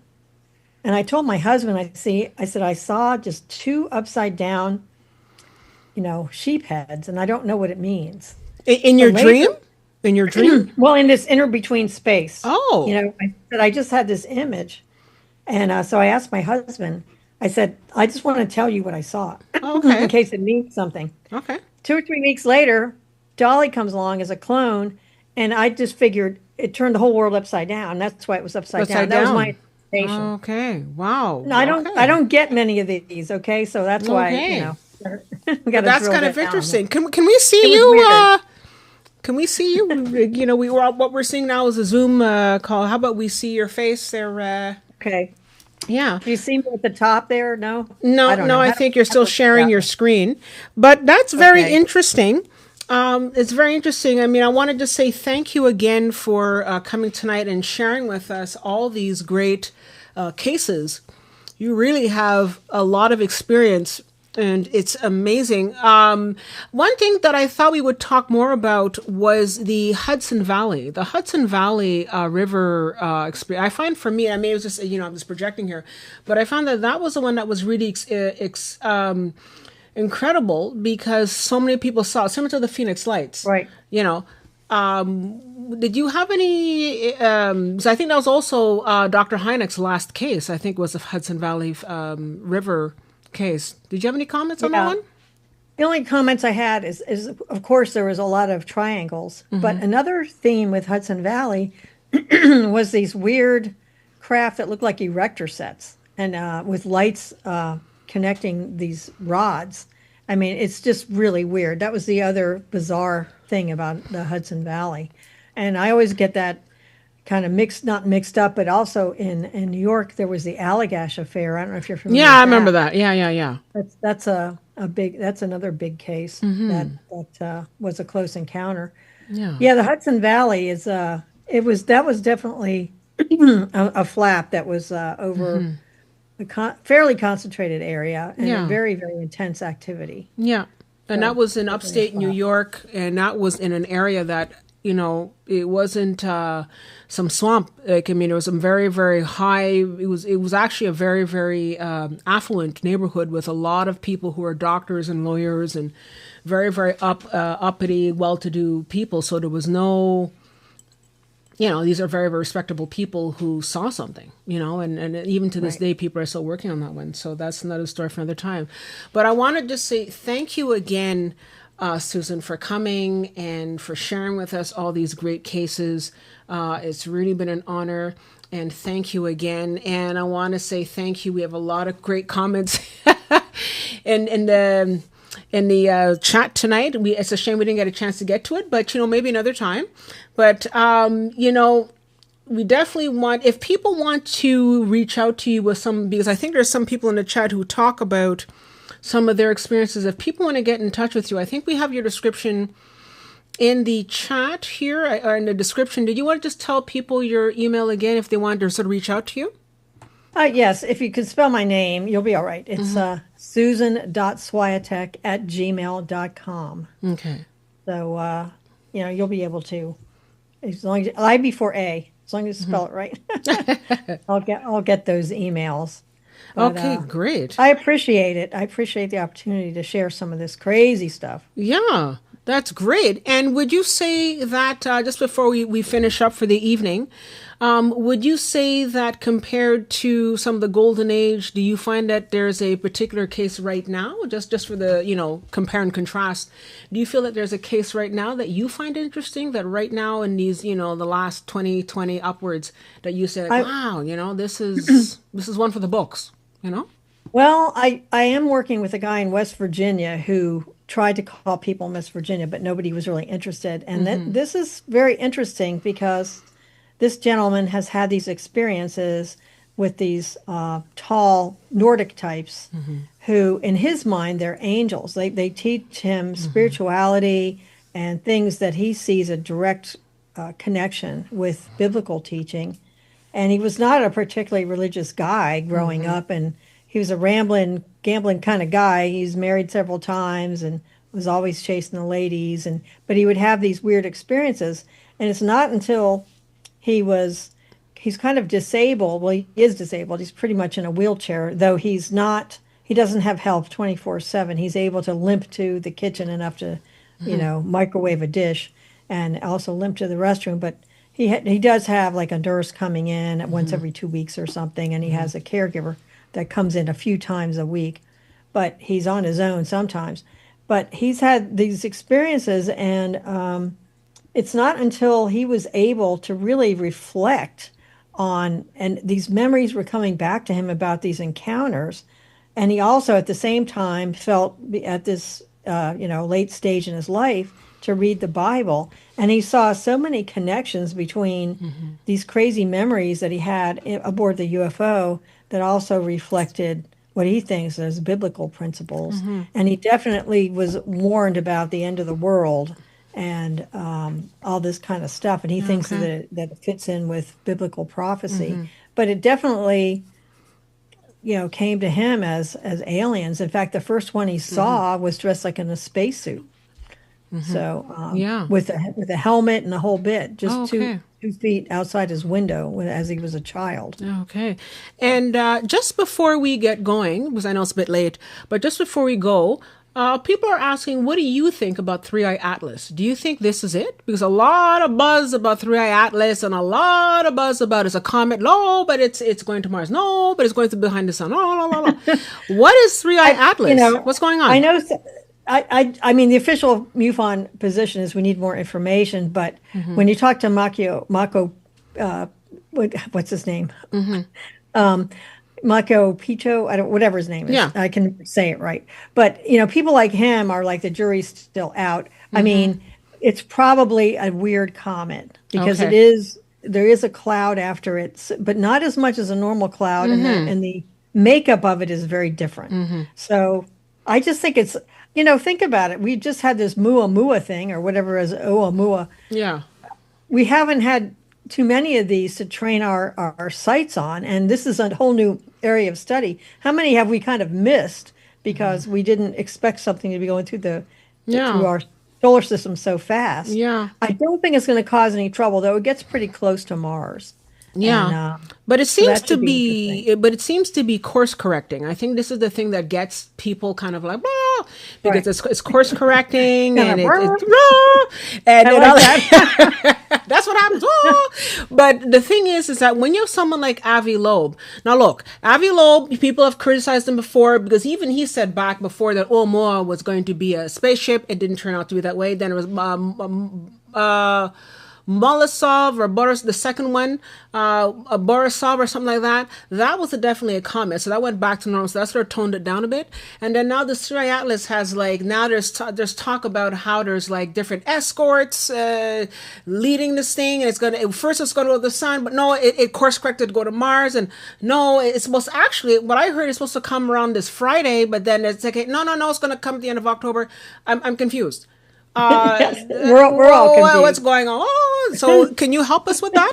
I can't help you with it. I can only say that most of the scientists are saying that it is an unusual object, but it's still within the definition of a comet, and we're going to keep our eye on it. Okay. But they don't want to get people all worked up. But it's unconventional, no doubt about it. I mean, it's not made up of the other comets that we've seen that typically come around our solar system. So that I'm very interested to see how it all turns out. Yeah. And when you look at it from a galactic point of view, I mean, it really is going to, as far as I saw last, but like you said, making course corrections, or maybe we're making better calculations or something, but it's going to come very close to Mars. And that seems very odd to me, that it might make a perturbation with Mars. Yeah. But because some people say it's going to slam into Mars, in which case it would end up slamming into the planet and causing a dust storm for it will actually end up lasting years, similar to what happened with the dinosaurs. That rock came and then poof, and all that kind of stuff. Now, mind you, there's nobody living there, so it's not.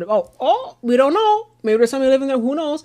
But a lot of you never know. People will be like, it's coming over to Earth. But like, I mean, it seems to be that there might be something, like it definitely, a lot of the experiments and a lot of the work that they've done so far will definitely be disrupted. But what's cool is that we do have the rover, and we have a couple of other instruments that might be able to catch it. So that would be kind of interesting.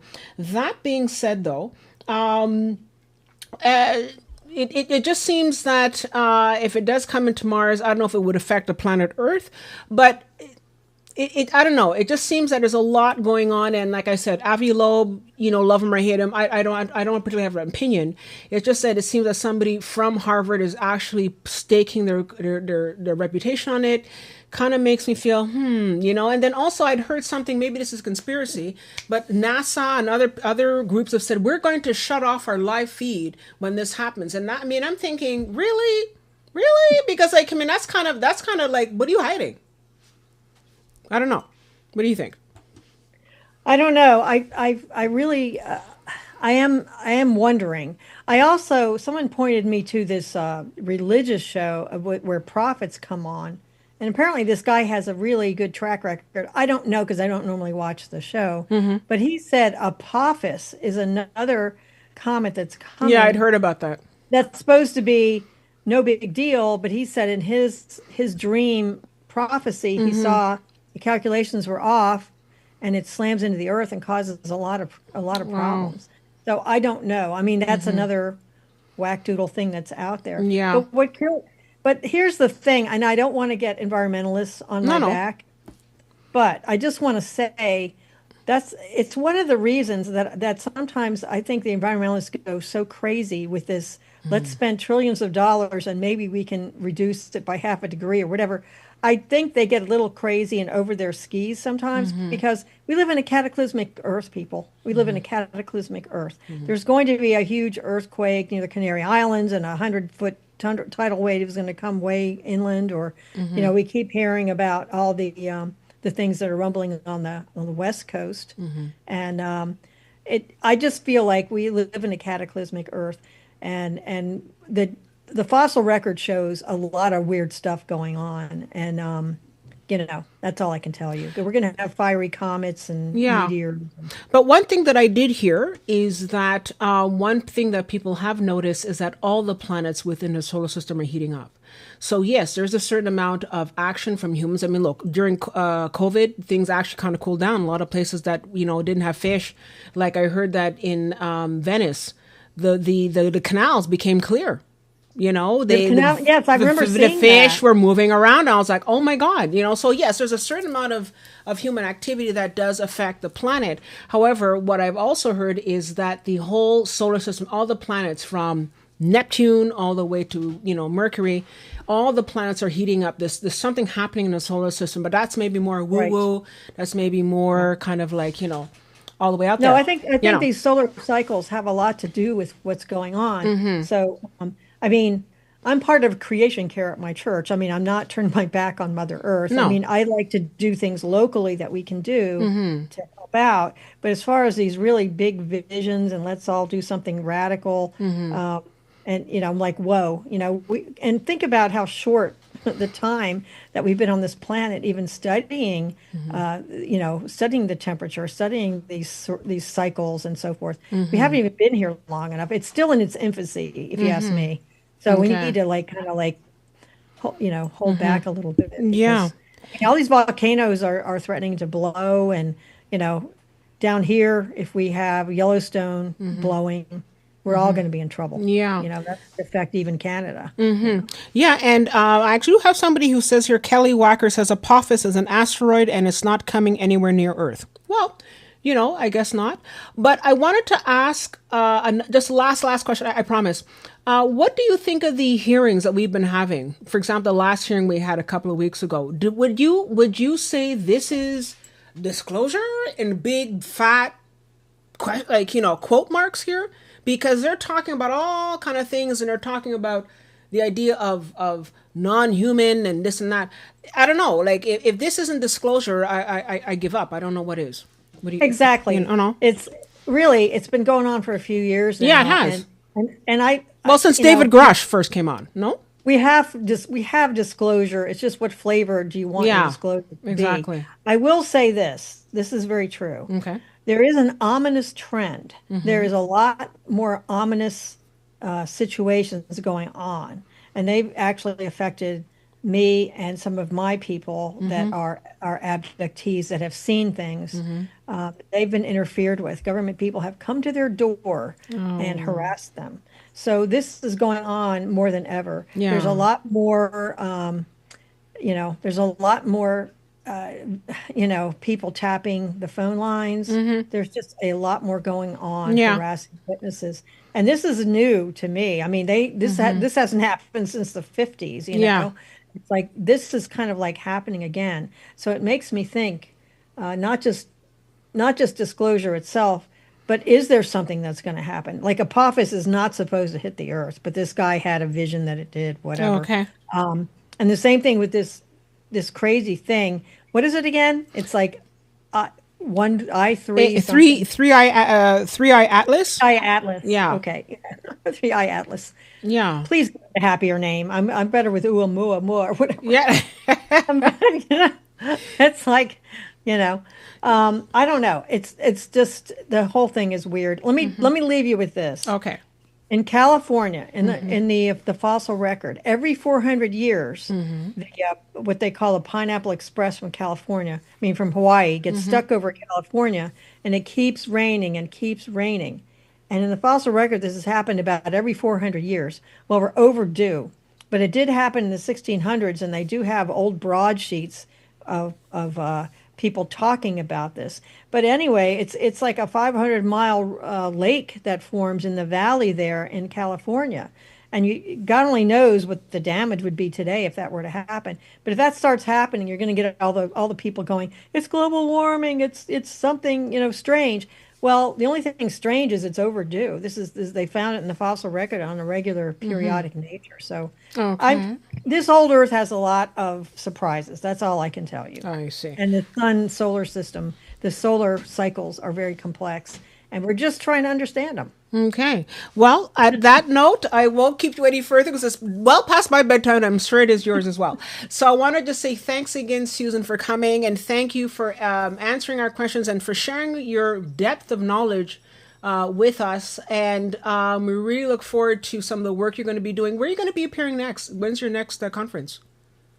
Well, I don't know. I have regular meetings, and I'll probably have a Zoom coming up because people get upset that I just have live meetings without Zoom. Okay. So I'll keep you in the loop. Okay, cool.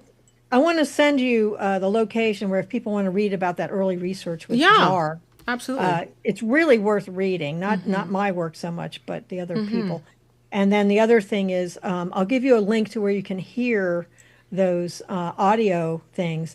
This I was at a conference with this other guy, this paranormal guy, and he did the research and tracked Gary down and put him on his site. Okay. So and he's gives me a thank you for tuning him into that thing. But anyway, so I will give you those two links. Okay, You can great. put them underneath it. Yeah. Well, thank you so much. right. And thank you so much, Susan, for coming by. And we look forward to that information. I will definitely share it with the members. I also want to say thank you, everybody, for joining us tonight. I know it's a little bit of a rocky start, but we managed to get through it. And Susan saved the days. So thank you so much, Susan, for saving us, because I just was like, oh my God, what am I going to do? But thank you again. And also, guys, don't forget to like and subscribe. It really helps the channel. And like I mentioned before, we are going to be in Toronto, live in Toronto. I'd love to meet everybody in Toronto. So if you live in the GTA Wow. and you want to come to Toronto and you want to join us and meet face to face, I would love to meet you. So we will be there October 30th and 31st. So don't forget to register. And great. Thank you so much, guys, for joining us. And we look forward to seeing you in the next one. Take care, everyone. Thank you again, Susan, for being with us. Take care. Thank you. Thanks, Bye, Crystal. everyone. Wow.